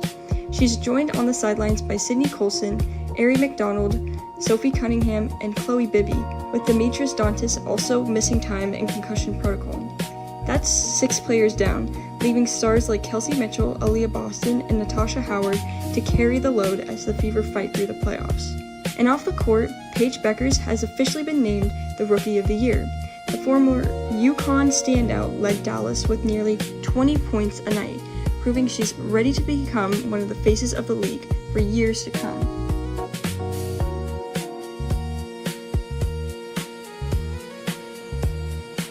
Looking ahead, the semifinals start on Sunday, where the WNBA stars are looking to add to an already historic season.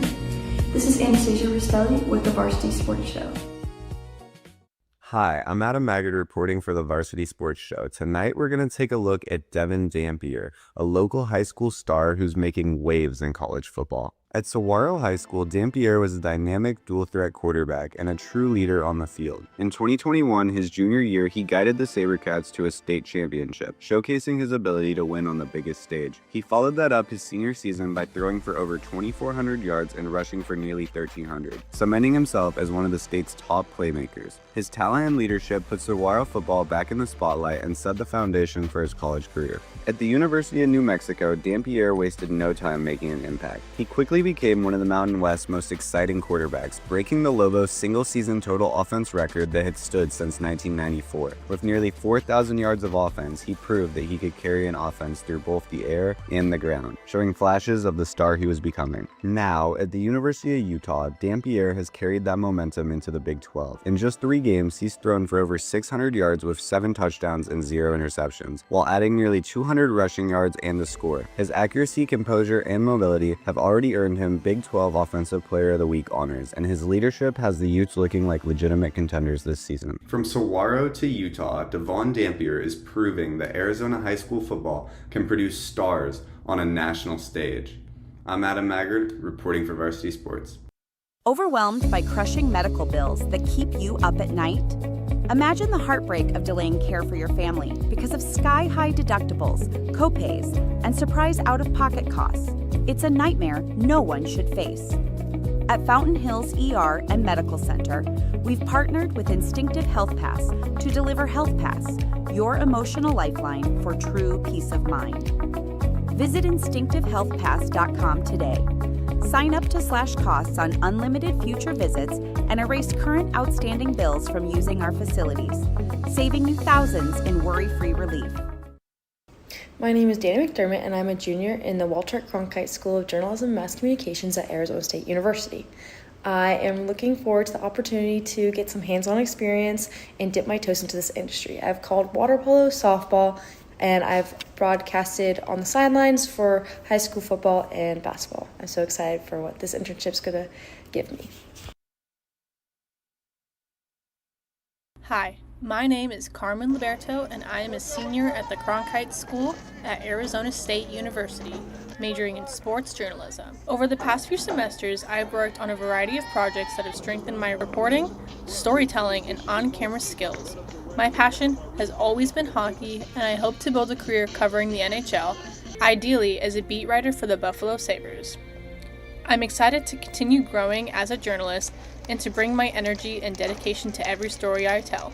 Stay tuned to see my work at the Varsity Show internship. And we are back here in what we both thought was going to be an offensive shootout has turned into an offensive slugfest, first to score kind of deal. Welcome back to Varsity Sports Show.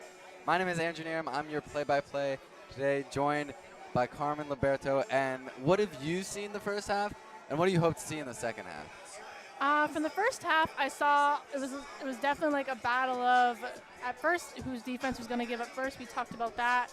And then it was definitely very offensive heavy for Horizon. You know, they were the first ones to score. So far, they've been the only ones to score. So I'm hoping to see a little bit more play from Sunnyslope. But so far, it's been a pretty decent game. Yeah, it's been really exciting. I know we've talked about it a whole lot, but you know, the scoring and the yards that these teams both average is really high, and at least through the first half, it hasn't been that high. So we will see what happens. It looks like the Vikings are going to receive the second half kick. Horizon received the first half kick and didn't do a whole lot after that. They ended up punting on their first drive there, and then ended the half with that turnover on downs with the chain gang that ended up being probably about an inch or two short. Yeah, I think I'm definitely hoping to see maybe less penalties in this quarter, but you know, you can't stop everything. Definitely. Looks like it was a fair catch in the end zone for the Vikings. Going to move them out to the 20-yard line.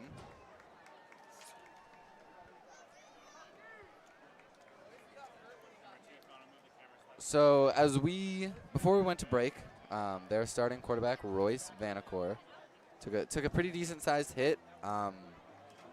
If I'm not mistaken, I see him back out.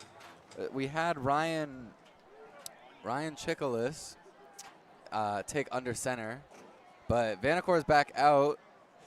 You nervous to see what happens, or what are you feeling about it? I am a little nervous, mostly just for, you know, Vanacore. He took some pretty decent hits, so I'm just hoping that he's okay. But, you know, the backup, I'm sure he's going to do great. Definitely. Connor Woodward with the reception there.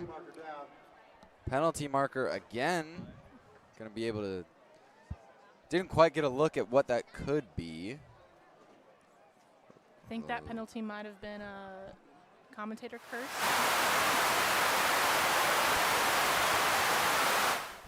That'll be a holding penalty against the Vikings. It was a holding penalty on the Vikings.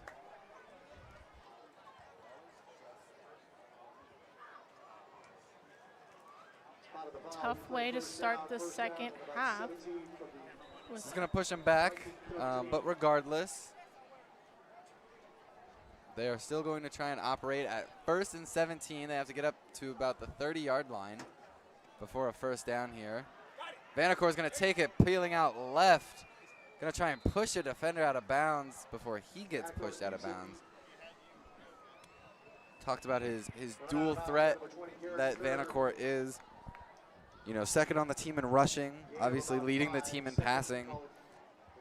I want to talk, he has a 1.0 touchdown to interception ratio, and we saw his interception happen earlier in the game.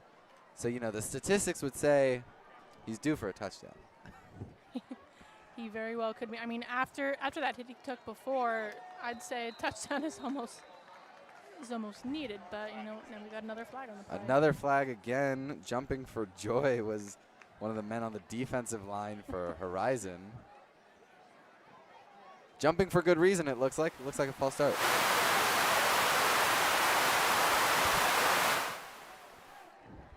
Was another false, or another, ooh, it was offsides against Horizon. Unfortunate call there.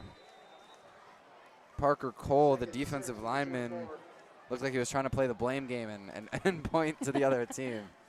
That's I feel like this far into the game, with as many penalties as they have, you kind of want to start playing some games to hopefully not get any more. Definitely. Tommy Reeve, the intended receiver on the play.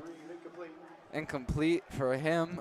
And, sometimes you feel like they're taught, even if you mess up, point at the other guy, because maybe the ref will change his mind. Can't say I've ever seen a ref change their mind, especially in a high school match.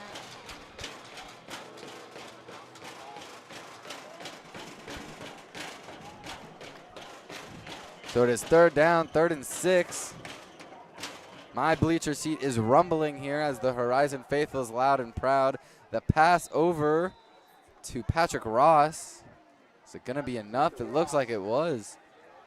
He took a knee while he caught it, so down instantly. It's going to be 1st and 10 here for the Vikings, moving methodically, which they've kind of done most of the first half. But it's still a 7 game, right? It's not like you need to be running down the field and getting as quick as you can to the end zone. Yeah, absolutely. I mean, I always say second half is a completely new game from the first half. Then that's what I would definitely tell my players. So let's see how they treat it. A run up the middle goes pretty much nowhere. The running back, Rogers, with the carry on the play there. Rogers has struggled on the ground, but has some pretty decent catches throughout the air. And even he had his highest rushing yards last game. Now he's being more of a factor in the pass game. What does that mean to you?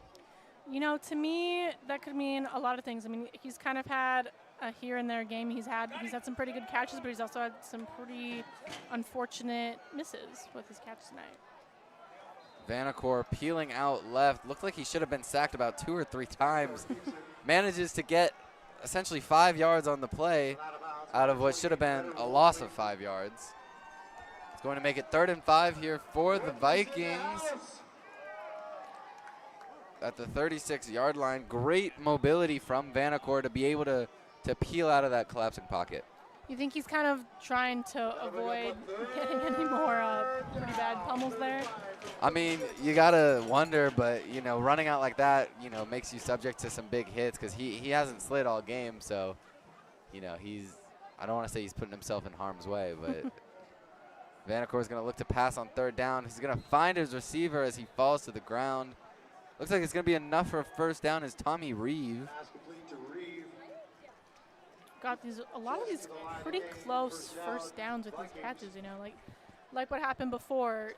The Huskies couldn't get that 1st down by just a finger of the 1st down. Definitely a methodical pace to this game the Vikings are bringing to it.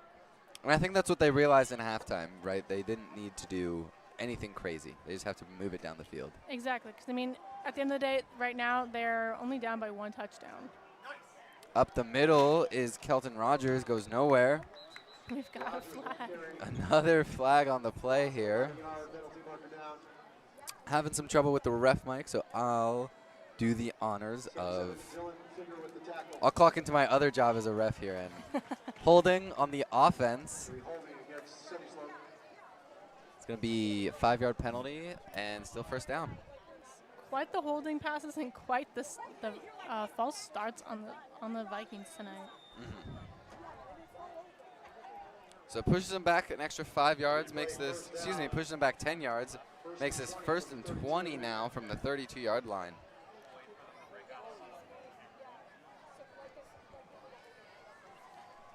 These kind of avoidable penalties is definitely something, going into halftime break, I would have tried to kind of instill into my players that we gotta get rid of these things. That's kind of what's setting them back into getting into the other end zone. Vanacore looking deep. Does he have a receiver? He's going to fling it out to the 50 and just kind of throw it away. And I agree. I think there's been a couple in the third quarter that you wish you could get back. But to be fair, it's been back and forth, right? There's been some calls on Horizon. There's been some calls on Sunnyslope. So, you know, if you can't stop your own penalties, maybe make the other team have some more penalties. Exactly. It couldn't, yeah, that's exactly right. Incomplete pass after the throwaway from Royce Vanacore. 7:45 left in the third quarter. 2nd and 20 now. They have to get all the way to the opposite 48-yard line if they want a first down here. A little bit of a rough pass that was from Vanacore. I'm hoping to not see any more of those kind of desperate throws there.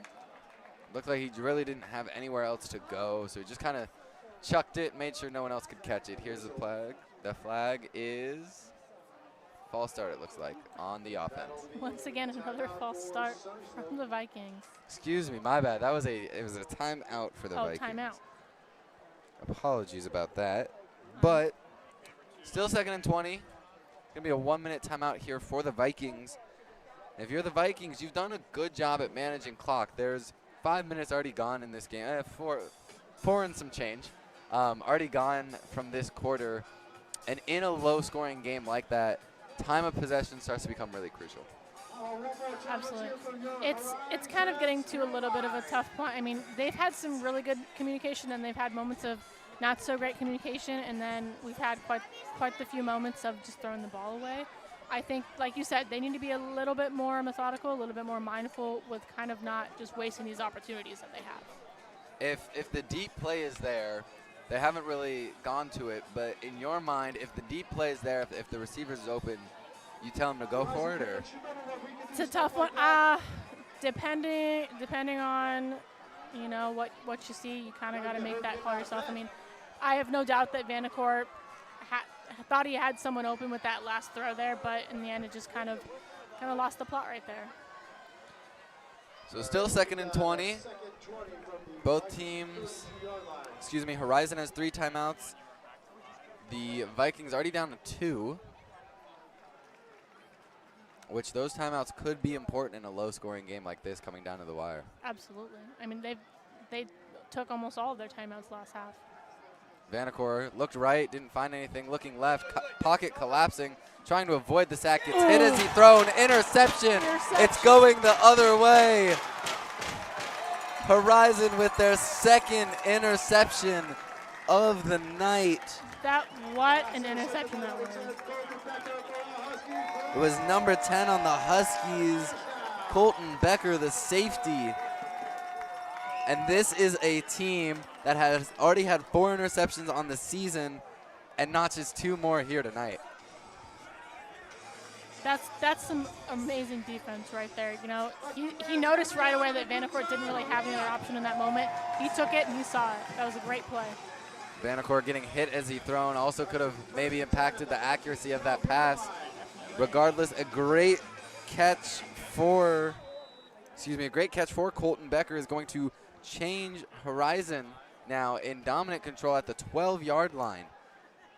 Here's the snap directly to James Klopfenstein. Goes out to the right sideline. Not much happening there.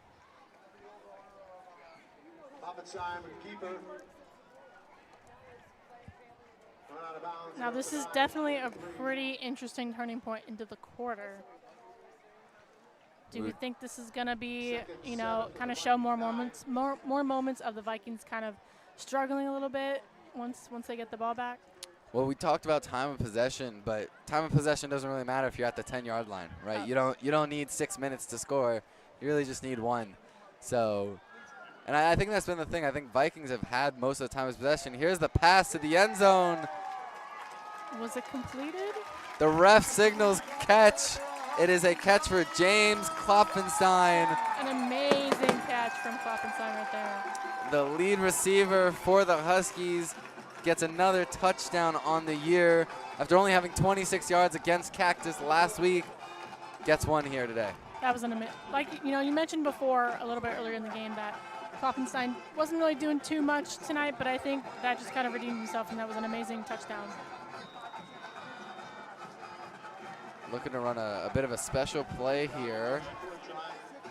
Gonna end up being an extra point. I'll say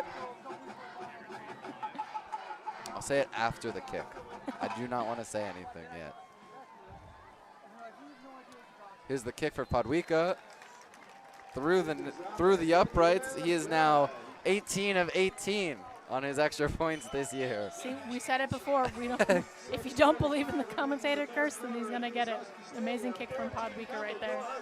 So that pushes the Huskies up to 14, and the Vikings 0 after that devastating interception and great reception from Colton Becker, the safety. Now, this is another very interesting point into the game. You know, the Vikings are now down 14. Do you think they're going to kind of come back from kind of the devastating blow of that interception, like you said? Or are they kind of just going to give up right here? I mean, I think you're always in it. I think it's a game. There's still roughly like 18, 19 minutes left in the game. There's definitely still time for them to come back and get it.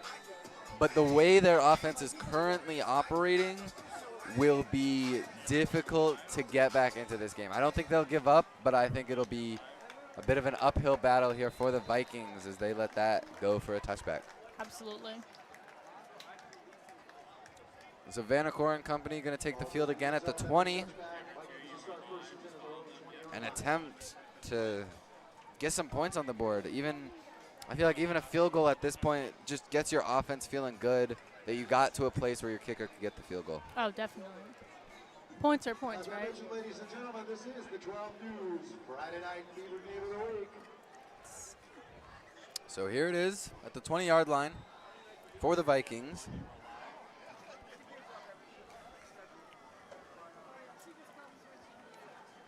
Three men in the backfield, one of them the quarterback, Royce Vanacore. The handoff up the middle, pushing forward and getting as many yards as he can out of that play. Looks like that was Kelton Rogers, the running back. Now, whereas Horizon has this kind of three-headed snake in the running back room, it's really Kelton Rogers kind of leading the charge here in terms of rushing yards. Oh, absolutely. He's doing a pretty good job tonight. Before this game, Rogers had 340 on the year. The next closest was Caden Yap with 70. So a big disparity there between the two. Regardless, it brings up 2nd and 1. The run up the middle by Rogers. Forward progress, they might give it to him. They look like they are. Rogers again with the carry. So forward progress for Rogers gives the the Sunnyslope Vikings the first down. I mixed Vikings and Horizon, and I got Verizon. Got the phone company. Don't know how I did that. It'd be even funnier if Horizon was sponsored by Verizon. If there was like an ad running along. Absolutely, yeah. So it's going to be 1st and 10, 5:36 left in the third quarter. Moving methodically is the Vikings. Looking to pass, finds his running back Rogers, gets stuffed in the backfield instantly by number 25 of the Huskies, Sam Klopfenstein, the brother of wide receiver James Klopfenstein, doing a great job at protecting the other side of the ball for his brother. Now, he's only a sophomore, so he's got to make his name out there right now. Timeout on the field, and we are going to send it to a break here at Varsity Sports Show. Hi, my name is Ava Lambatis. I'm from Dallas, Texas, and I'm currently a senior at Arizona State University studying sports journalism. After college, I'd like to be a sideline reporter for the NFL. That's kind of the main goal, where I want to end up in 5 years. And I got into sports because of my older brother and also because I rode horses competitively for 14 years. So yeah, pretty excited to start this internship and have a busy semester ahead. Back underway here in Horizon in beautiful Scottsdale, Arizona. A better night than it has been in past weeks. I know we've had some rain and some storms recently, but it's I say it's cooling down. It's still like 90 degrees, but relative, it's cooling down here. Not, low 90s, high 80s is definitely a lot better than, above 105. I mean, I'm a little bit of a baby when it comes to the heat, so it's funny that I moved to Arizona. I'm the same. Tommy Reeve with the catch. Stopped at about the line of scrimmage. Pass complete to Reed. The backup quarterback Loss of about a yard. Tackle by with the throw. Decker. Colton Decker made the tackle, had that interception, That'll bring up a third. and it'll bring up a third down here for the Vikings at 3rd and 12. After that catch lost them some yardage there. So here we go. 3rd and 12, 4:24 left in the third quarter. The backup quarterback behind the line of scrimmage. Here's the snap.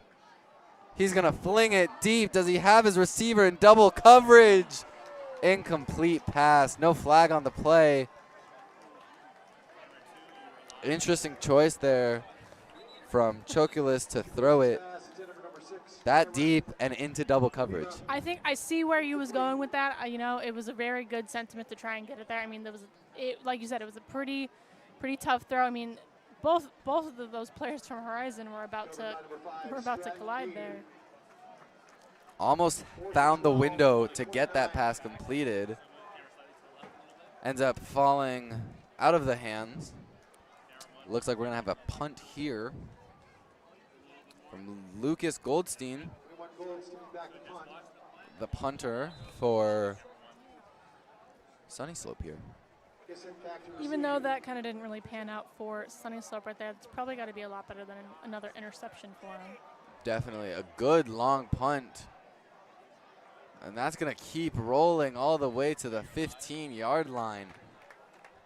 A beautiful punt that really puts the pressure on the offense to get out of their own territory. Absolutely. They're definitely trying to avoid any more touchdowns from Horizon, but we shall be able to see if they can get through it. We've seen them get through worse throughout this game. So the Vikings didn't go 3 and out on that drive, but didn't get much further than that. Ends up punting it away for the second time tonight. Somebody's going out of here undefeated tonight. One of these teams is going to have to leave this field undefeated. One of these teams is going to have to leave this field with a loss. Right now it's looking like Horizon's going to be that team to win undefeated. It's a run up the middle here by Issett. 19, Johnny Issett, the ball carrier.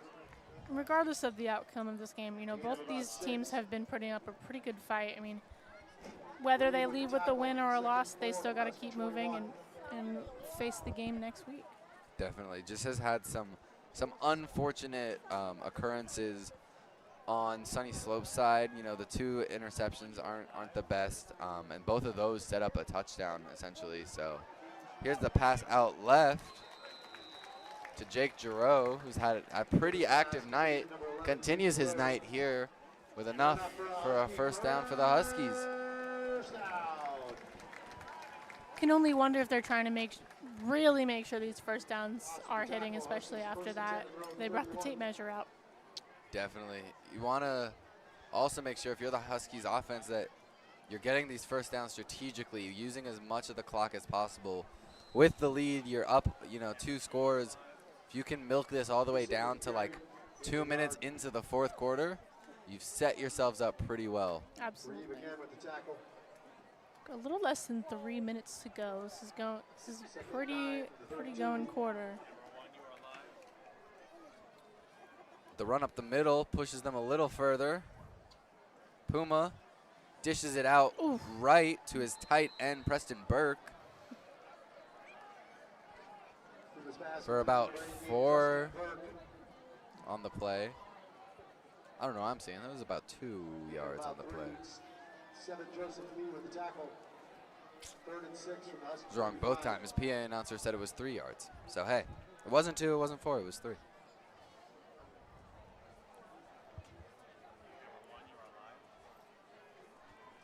Preston Burke, haven't called his name a lot, but he's been doing work for them as the tight end. Puma trying to break the pocket and get free Does get a couple yards before being swallowed up by the defensive lineman of Sunnyslope, specifically Alex Sanchez, one of the men to make the stop on the play.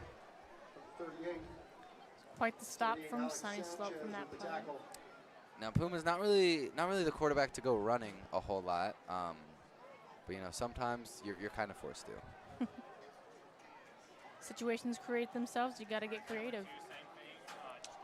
Looking at about 1:30 left in this quarter. That's going to set up 4th down here for the punter, Daniel Salazar. So both teams struggling with their offense here in the 3rd quarter. A deep punt gets fair caught at about the 30-yard line. And we've got a flag. Looks like we've got a flag on the play for that one. All right, well, we like to have flags this game. Let's see what this one is here. Refs discussing it at the H in center field here. Once again, putting your reffing skills to play. I'll try my best to translate the call here.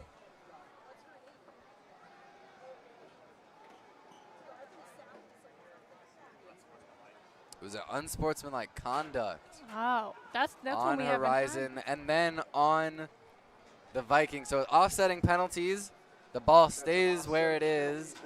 Getting a little chippy here, getting a little talkative, huh? That was a very interesting call. You know, I don't want to say those are my favorite calls because you never want to have unsportsmanlike conduct, but it is always interesting to kind of see that in today's day and age. I know the NFL has been cracking down on it in this season. Seems like it's gone more than just the NFL, though. Seems like football refs all around in high school and collegiate and in the NFL are essentially being told, you know, kind of police the game a little tighter than what we've normally been doing. Which I think is honestly a great idea. I think the last thing you really need, especially in a game like this, is unnecessary, unsportsmanlike conduct. It's just, you don't really need to do that to win the game or lose the game. So despite Chuckulus being the quarterback out last drive, Vanacore is back under center and hands it off to Kelton Rogers. So what do you make of this? We've seen their backup Ryan Chuckulus come in a couple times, and then the next drive, you know, it's their star quarterback back out. I think it's very interesting. I mean, Chuckulus has been doing a pretty good job at trying to get at least a little bit yardage here and there, but I think it's always good to get the backup quarterback into playing. I mean, Vanacore clearly has needed it a couple times this game, so it's good that they're kind of switching things up. Do you think it's been a thing of, you know, a big hit and the wing gets knocked out, or has it been a minor injury that they might be nursing or something like that? I'm going to definitely hope that it's just some minor hits here and there. I mean, I think another part – we've got the ref coming down with that one. The back judge referee getting taken out. Of course, all of the players making sure the ref is okay. Looks like we're going to have an officials timeout here. Tackled by the umpire, the PA announcer says. It's a nice tackle, nice form. Having some fun here with 52 seconds left in the 3rd quarter. A very interesting tackle. I can't. Sorry, folks. That was a pretty interesting thing to see. Kelton Rogers was not stopping for anyone, whether it was someone on Horizon's defense or a referee. You kind of gotta respect the intensity or the motivation with that one. He was not stopping at all. The umpire is taking a seat on the bench. He's resting for a bit. I can't say I blame him. I mean, you get tackled by pretty gnarly high school football players right now. He's back in. He's ready to go. He doesn't want to waste any time. You tackled him so hard he knocked his shoe off. Tackled his shoe off is what the PA said. Well, the umpire is going to take the same position he was in last play. With the clock running at 50 seconds and counting, Vanacore is going to look left, get his receiver for a 1st down and more. Looks like they're jawing back and forth a bit. Ryder Cerrone, the receiver, on the play. And so that moves them forward to a pretty decent spot, but they got here last drive and weren't really able to do a whole lot after. And time is running down by this. We've got about 26 seconds left. 1st and 10 at the 43 for the Vikings. Now, I'm not one to criticize, but the Sunnyslope Vikings logo looks eerily similar to some logos I've seen around some other leagues. A deep pass, tipped, almost intercepted. A very close interception by Cameron Holeva had the first interception of the game, almost had another one under his belt. For a team that had 4 interceptions through the first 3, has 2 already, almost a third. Yeah, that's one interesting interception with. I mean, he dropped that one or tipped it. So it's going to leave 8.5 seconds on the clock for the third quarter here. I was saying that the Vikings logo here looks similar to an NFC North team. I won't say who. I'll leave that up in the air for debate. Vanacore going to take it out to the left. Gets out of bounds with 1.1 second left in the third quarter. Brings up a 3rd down and something. Looks like about a 3rd down and 7. Was waiting for the scoreboard to update here.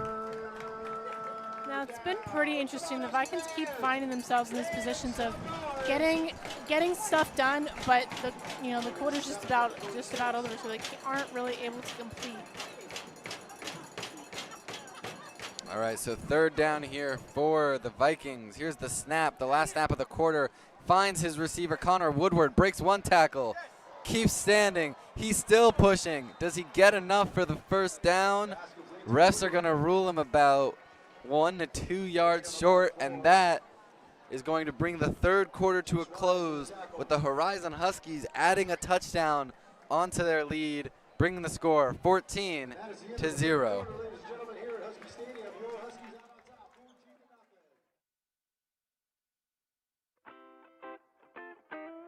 The Angry Crab Shack in Tempe, with an experience so good it remains indescribable, with something for every seafood lover.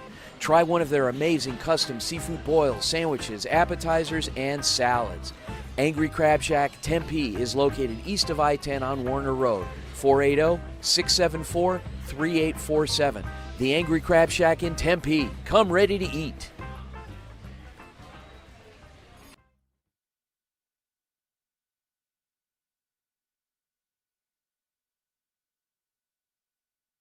Hey fans, Vince with the Varsity Sports Show. You've had the rest. Now treat yourself to the best Japanese grill in Arizona. It's the Boss. Boss Bachi Japanese Grill in Mesa. Grilled shrimp, steak, and all the best veggies with or without a twist of spice. Sure to please everyone. Dine in or take out. Located at University and Country Club in Mesa. Open daily. 602-859-3759. The Boss. Boss Bachi.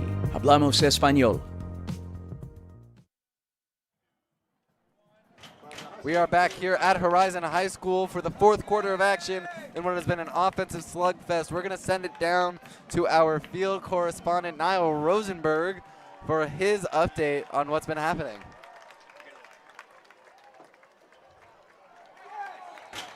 Oh. Penalty marker down. A false start against the Vikings.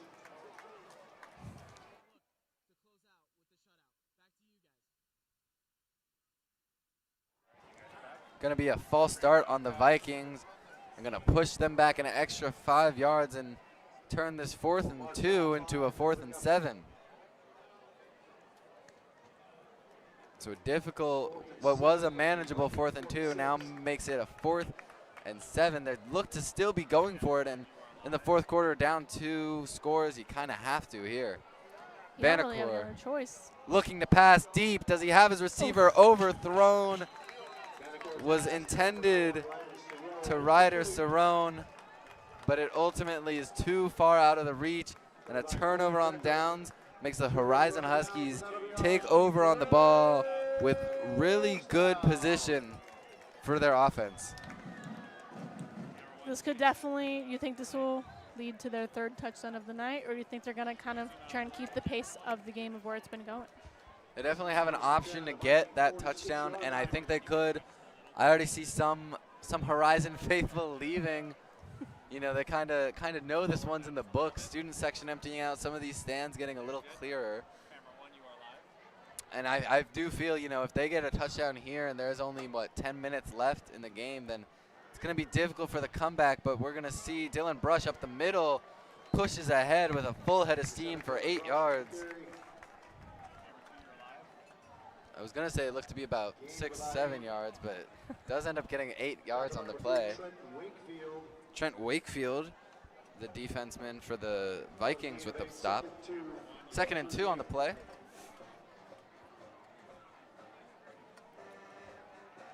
Puma looking to throw, has a wide open receiver.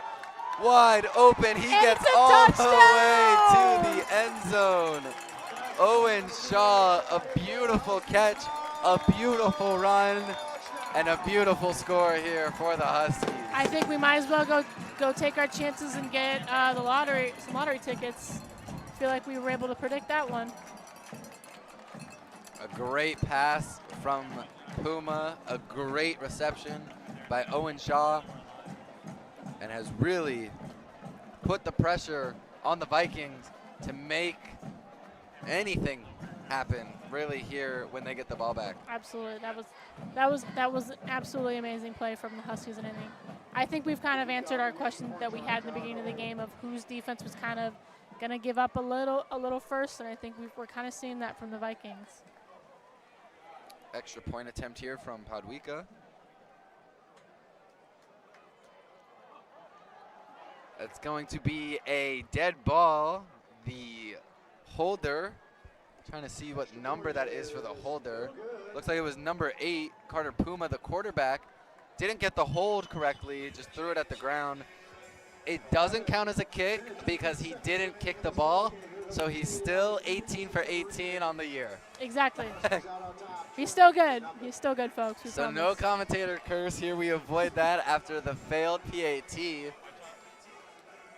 But it puts the Huskies in similar situation. Last week they were up 20. They won the game 20-7 against Cactus. They're up 20 now.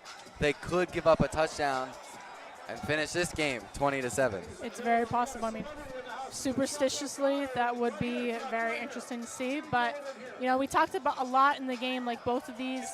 Oh, water bottle flying into the stands. We talked a lot about both these teams kind of scoring 40 or more points, like very high-scoring games, and it'll definitely be interesting to see if it'll be about 20 or not. Throwing some T-shirts into the crowd here for the Horizon faithful. Okay. We got a T-shirt cannon and everything. He's going to send one over to the student section now. That one soars over the head of everyone. I'd actually love a T-shirt. I love collecting T-shirts. I'll raise my hands over here just in case. that one goes under the roof. That one's over the stands. Chuck, you got to try to get one right here, right in here. As the kickoff went over the head of the kickoff returner. We're a little focused on something else up here. My bad. Yeah, check your cars for a T-shirt that might have hit it. I don't hear any car alarms, so we might be good. Could very well be going home repping the Horizon Huskies tonight. So anyways, the Vikings are going to take over 1st and 10 on the 20-yard line after that touchback. Vanacore still out, has had a rough outing tonight, been really stifled by this Huskies defense. And we talk about that defense. They collapse the pocket. He has to throw it away to his receiver, Connor Woodward. Woodward gets a hand on it, but it was thrown behind him by great pocket presence from the defense of the Horizon Huskies. That's amazing defense that the Horizon Huskies are showing. I mean, I think as the game has kind of progressed, their defense has kind of just only gotten better. Parker Kolb was one of the main guys putting pressure on the quarterback, broke free of his blocker and almost got the sack on the play. 11-11 left in the 4th quarter. Make a wish, everybody. Here's the quick pass out. Finds his receiver, gets tackled at about the 30-yard line is Cameron Holeva. Looks like he lost one of his his towel right there. I thought it was one of his pads. Just barely gets the first down. That did look close. I was waiting on the call. The refs say it's good enough for a first down, so it moves the chains with the clock counting and with the Vikings only with 2 timeouts. So now you've put yourself in a position that it's a 3-score game and you only have 2 timeouts. So if you're down a possession, you got to make sure you're using those timeouts right. Absolutely. Pass goes deep. Looks like Connor Woodward wasn't even looking at the pass there. Looked like it hit him in the middle of the back right there. Was double covered though. He was you're right. I think we're losing some communication a little bit here. I mean, I know it's tough being down 3 touchdowns, but we got to try and make sure your communication is up there. Definitely. Horizon has been breathing down the necks of the Vikings the entire game. And they continue to do that here right now. It's 2nd and 10 on the 30-yard line for Vanacore and the Vikings. Pocket collapsing. He's going to fly out to his left. Flag on the play. He's moving right. He's going to try and beat 3 defensive linemen. He's going even further back. Throws it as he's hit. Thrown out of bounds. He was scrambling and panicking and trying to get somewhere. Looks like he's on.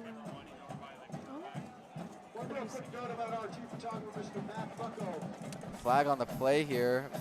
Vanacore does get up on his own volition, which is good. Let's await what the call here is. Probably going to be holding on the offensive line, if I had to guess. It looked like there might have been some holding up front, and that is what they're signaling before the call. It's going to be holding 10 yards. Still 2nd down. That, I don't know, that's very unfortunate play for the Vikings once again. I mean, Vanacorp's kind of trying to look, and he just keeps running back and eventually just kind of throwing it off into the sideline. So it's going to create a 2nd and 20, moved back to where they started this drive at the 20-yard line. They now just have to gain 20 instead of 10 to move the chains here. Hey, sometimes being a ref comes in handy because I can kind of, I know what to look for a little bit, so I can kind of see what the calls are going to be before they're made. And that makes your job just a little bit easier. It's great. I love it.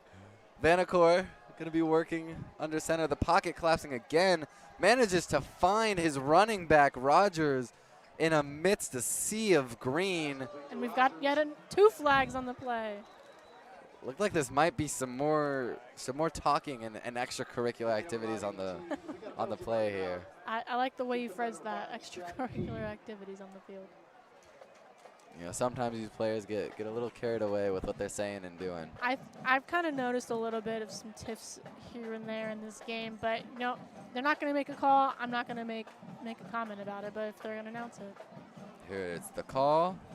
Personal foul on the offense. Couldn't hear what the call is, but it only called on the offense. Oh. It's very possible that both throw through the flag, kind of talking about the same thing right there. Was an impressive throw to find his running back, Kelton Rogers. I think there was about 4, Horizon Huskies between him and his running back, but somehow manages to thread the needle and find his running back.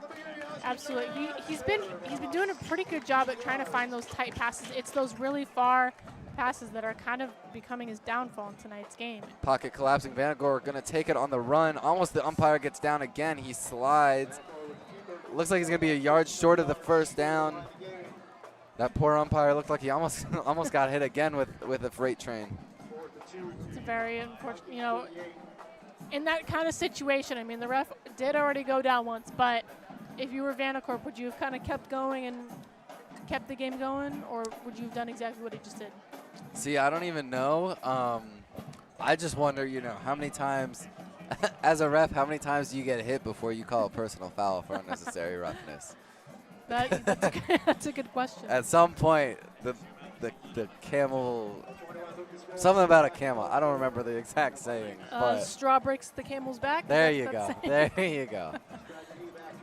I mean, it's amazing he didn't really call that after the first time he was in. So here's the punt from the Vikings after nothing really happening.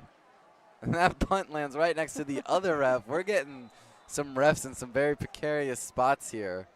But the Huskies are going to take over on offense with 8:51 left and a 20-point lead here going in to the fourth quarter. It's becoming a pretty interesting one-way game tonight with the Horizon Huskies lead with a huge lead right now. We were looking to see, an offensive shootout, but like I said, both teams scoring over 40 points a game average. And we've seen a total of 20 points combined, through 3 quarters and some change. Do you think it's the fact that, it's only a 3-game sample size that those numbers of scoring per game might be a little bit skewed? It could be, and, I think there's got to be a lot of pressure kind of going into the game. When your team is 3-0 and the team you're going against 3-0, that's kind of got to put, quite the pressure on you. It's early in the season. We still got a long way to go for both of these teams. I just want to make a comment about the Vikings. The Vikings last year started 2-1. They started great. Then they dropped their next 5 before winning their last 2 and finishing 4-6. So you just wonder if you're the Vikings, which this is most likely a deep pass to Issett, goes out of bounds. If you're the Vikings, you're wondering, is this the start of another slip like we had last year where we lose 5 straight? It could be possible, but hopefully if they do end up losing the game tonight, I can only hope that won't really discourage them from still trying to put up the kind of scores they've been putting up. So here's Carter Puma, that is the quarterback, finds his receiver Owen Shaw, who had the touchdown. They're going to rule him inbounds. Very close catches with these first downs tonight. Looked like he was falling out of bounds as he caught that one, but still manages to get both feet in and secure the ball. So it's going to be a first down for the Huskies. After tonight's game, they're going to go to McClintock. They're 1-2 right now, pending tonight's game, and that is going to be next Saturday, I believe. Puma gonna take it on his own accord, get about 4 yards.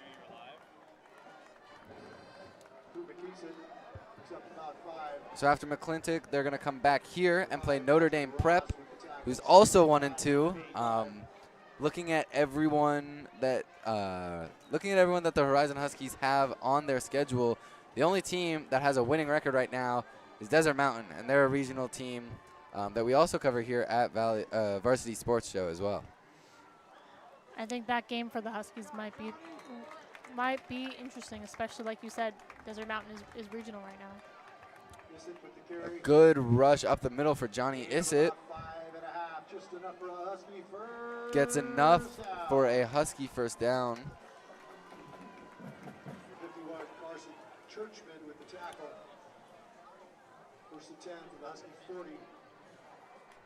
Bodie Zamorano leads the 5A Northeast region, which is the region that the Huskies play in. He leads that region in rushing yards, which is pretty impressive. Despite, the region's only 5 teams. It's 6 teams, excuse me. Region's only 6 teams, but, still leading everyone in rushing yards, as that's a failed catch by Preston Burke, the tight end. It's got to feel pretty good. It's got to feel great. I mean, this is his 4th year on varsity. It's amazing that he's been able to kind of become this kind of player for the team. Zamorano, the senior, 5'10", sitting about 191. Rush up the middle for Issett. Looks like Zamorano might kind of be taking the rest of the night off here with such a comfortable lead. You might not have to play all your star players. It's a good point. Can start to get some more of the other players into the game tonight. With 6 minutes left, it's probably the right thing to do. Also helps, if one of those guys unfortunately goes down in further games, you got guys kind of warmed up using these minutes as playtime here. Exactly, and Sunnyslope, they've been a great opponent tonight. They had very strong defense. Big rush up the middle, a fumble by Johnny Issett.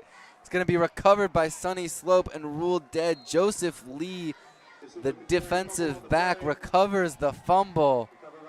And an unfortunate fumble there for Johnny Issett. We were just talking about how they can kind of coast and coast for the rest of the game. But now with 5:42 left, you know, Sunnyslope has a chance to score here. It could very well end up like their game last week against Cactus, 22-7, sorry. Last game was the lowest scoring game for the Huskies with that 20-point win over Cactus. Tied it right now. It's going to be interesting to see. Maybe they squeeze a field goal out and you know, avoid tying their lowest scoring game of the season. I know I've talked about Podwicka. He's 2 for 3 on his field goals with a 49-yarder being his longest. So he's already missed a field goal, so I can say that comfortably. Here's the pass deep. Vanacore finds his receiver. Looks to be the tight end, number 88, Everest Talkington. Phenomenal name and an even better catch there.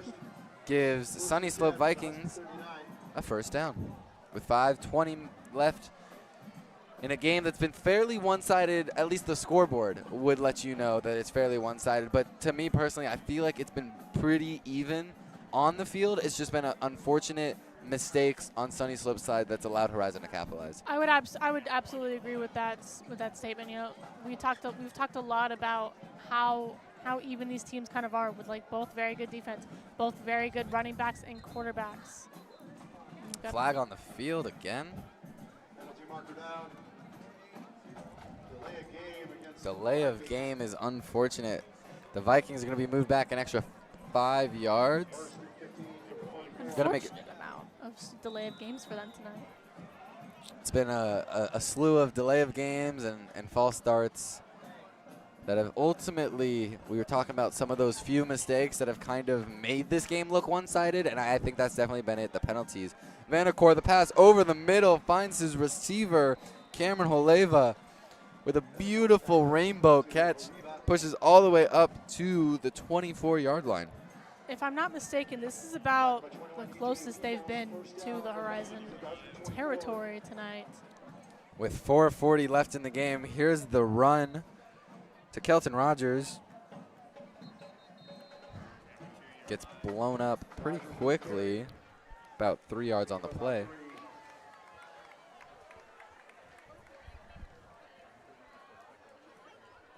Better Wilkie with the tackle.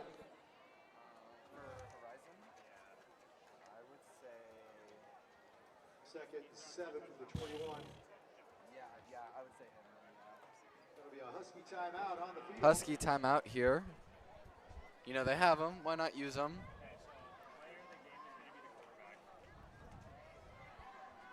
It's been an exciting game here for the Horizon Huskies, and it's been a great game and a great test to see. We talked about how they've kind of had some dominant wins, you know, the 53-0 win, their first game, and then scoring, I don't have the stat on me, but I know they scored 29-28, had a really narrow, close game against Notre Dame Prep, and then obviously the 51 points again against Apollo for, oh, excuse me, this is for Sunnyslope, my bad. I think I might have mistyped on my piece of paper here. Regardless, this has got I feel like this is a really good win for them overall. Is. I mean, and you know, we talked about Sunnyslope's, you know, previous season, and if they were to lose, you know, this is a good learning opportunity for them, that you need to make sure that you're staying in the game the entire time. Here's the throw deep, and is not going to get to the end zone. A very close one. A beautiful pass and a beautiful reception. A beautiful reception from Cameron Holeva. I am tripping over my words. Hey, maybe it's good that there's only 4 minutes left because I'm stumbling. But You just might be getting a little too excited.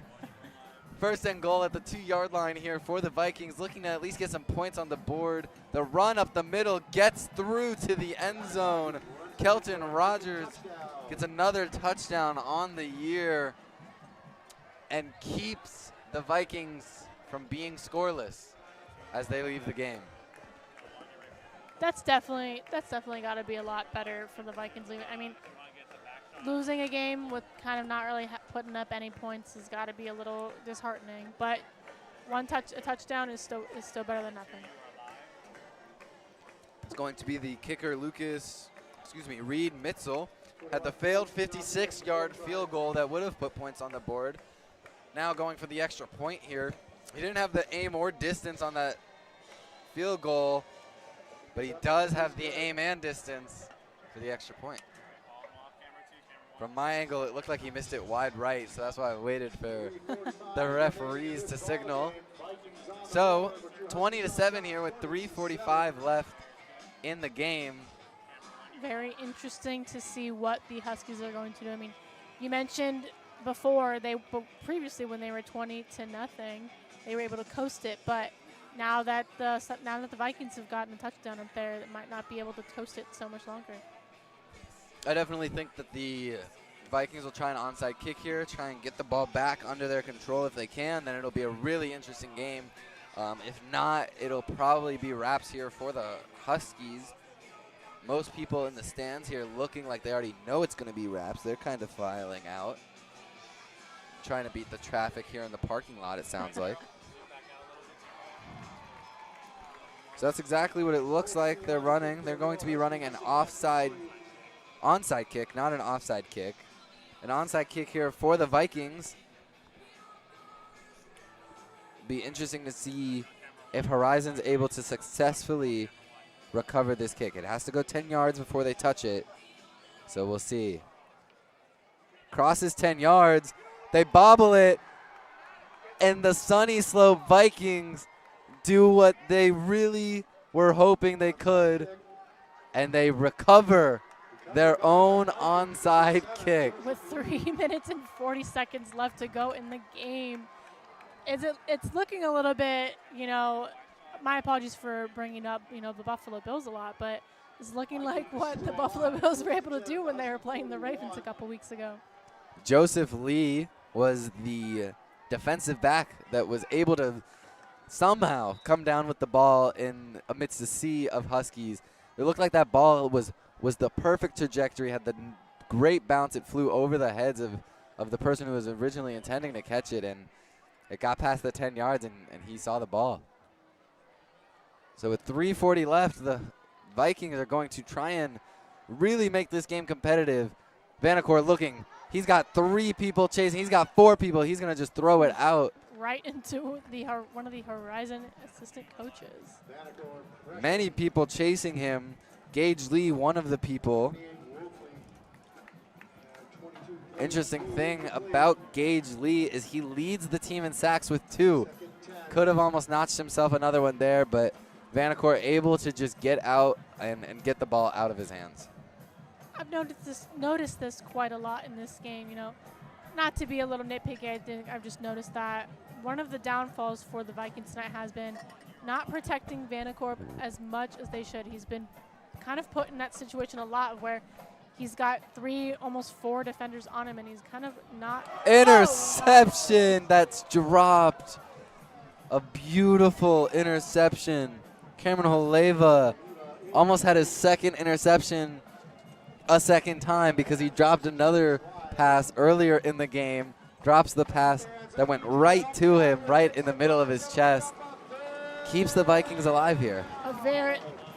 I think if Cameron Holeva was able to catch that interception, I think the game might have been done. But the game is far from over, ladies and gentlemen.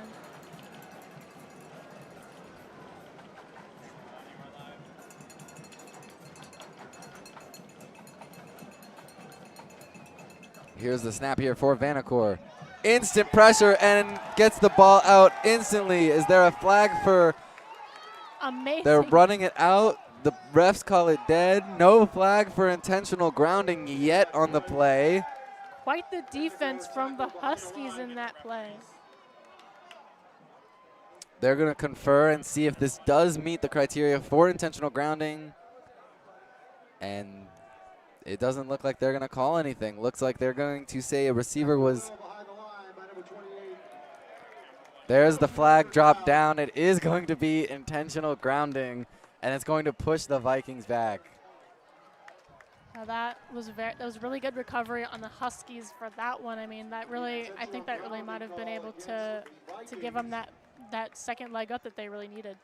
It's kind of an anticlimactic flag. He just kind of dropped it at his waist, but they had to confer. They had to make sure that no one was near the ball when it hit the ground, and there really was no one.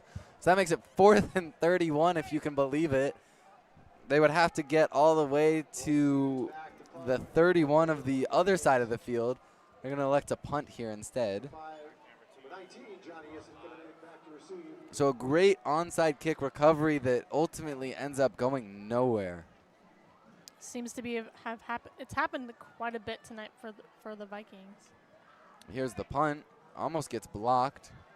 Gets off to about the 25, and Sunnyslope stops it at the 28. An exciting game, an exciting night of Friday Night Lights here in Varsity Sports Show. If you're tuning into any of our other games, if you're only here, it's been a great game, I've thought. I don't know how you're feeling, Carmen, but I think it's been a pretty good game. I feel like it's been a pretty good game. I mean, we've got so many penalties, we've got touchdowns, we've got ref tackles. I mean, what more could you want out of an explosive kind of game like this? With two teams going into it 3-0. And that's why, I saw that I was calling this game, and I was excited because I was like, well, both teams are 3-0. One of these guys is going to have to walk out with a loss. Looks like it's going to be the Sunnyslope Vikings that are going to have the one on their scorecard here. Run outside by Dylan Brush. Gets enough for a first down and more. It's very interesting to see what happens. Like we've mentioned, some fans have been leaving the stands, I think. If anything, that it leaves a little bit of a bad omen. It's always possible. I'm always in the belief, never leave early. I think there's always great things that can happen. There's always miracles, especially in football. I think, basketball, sometimes and there's certain sports where it's less likely, but football is one of those sports that in a flick of an eye, because if the Vikings scored off of that onside kick recovery, it's a one possession game, and it's real exciting again. But I don't like leaving, even if it's painful to watch sometimes. Exactly, I completely agree. So 3rd and 1 here for the Huskies. We've got the enticing music to get us through these last 2 minutes of this very crazy game. It's been an all-around performance here for the Huskies. Their offense has been great, having multiple threats. But their defense has really been the key factor here. As Dylan Brush finds a hole, he keeps going. He's on his feet. He finally gets tackled down at the 32-yard line. And I thought he was going to keep going with that one. There was a chance, and I was hoping maybe they tack on a little extra. But I love this from the Huskies, showing that they're up 13, but they're not just going to run the ball out and let the clock go down. They're going to still try and fight and get the points on the board. Absolutely, and I honestly think that's usually the best thing you can do. I mean, who wants to watch the last couple minutes of a game and they're not really trying to get anything else done? So the Huskies, like I said, their offense has been really dominant here. Let's see if they can do anything with the last minute of gameplay. A run up the middle, Dylan Brush going to look left, still on his feet after the first tackle, but ends up getting down at about 3. We've got 2 flags, not 1. The umpire lost his hat somehow. Don't know how, but the umpire does not have his hat on. And I believe it's the same one that was tackled earlier. I do see the hat. It's on the 25-yard line there. It's in frame for you guys at the right side of your screen. No, they didn't just put a flag up because he lost his hat, right? I couldn't tell you. I did not quite see what the call was or what it could have been. They're conferring it might be a possible ejection here. Is word I'm getting. Let's listen. It's a personal foul on the offense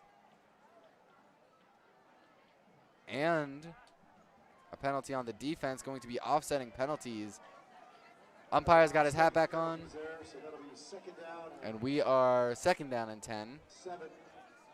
Second down and 7, excuse me, after the 3-yard rush from Dylan Brush. Rhyming there.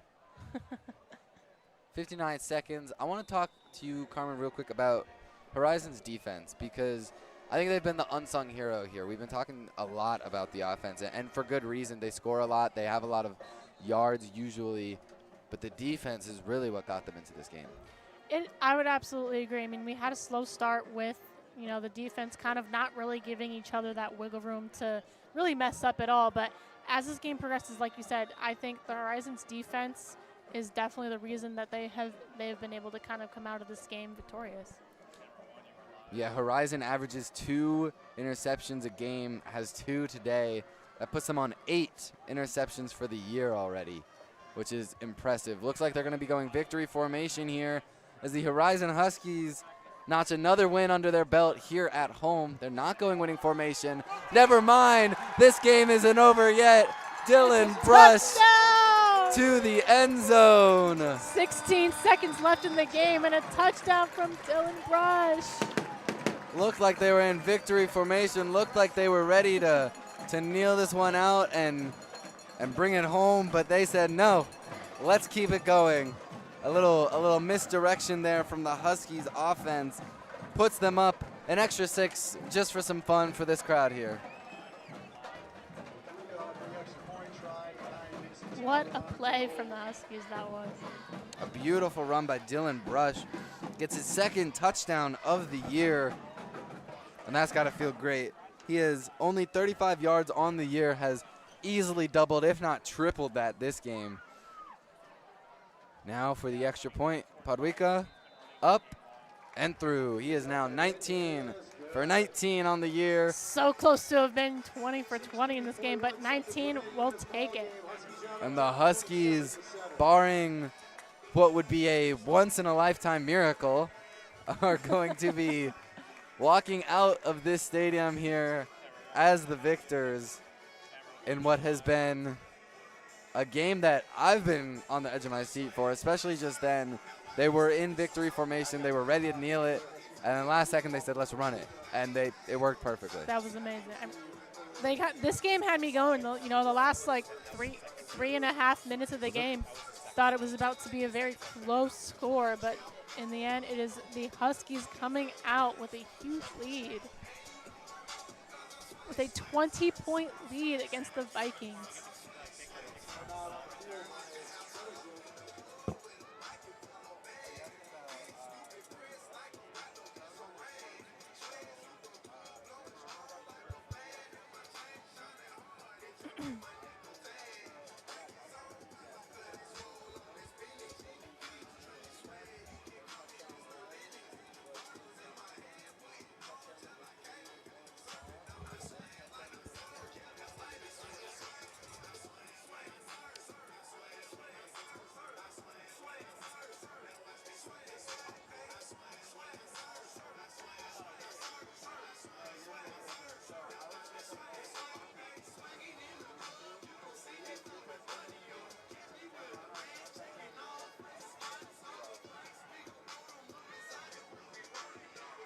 Apologies for that. We are back.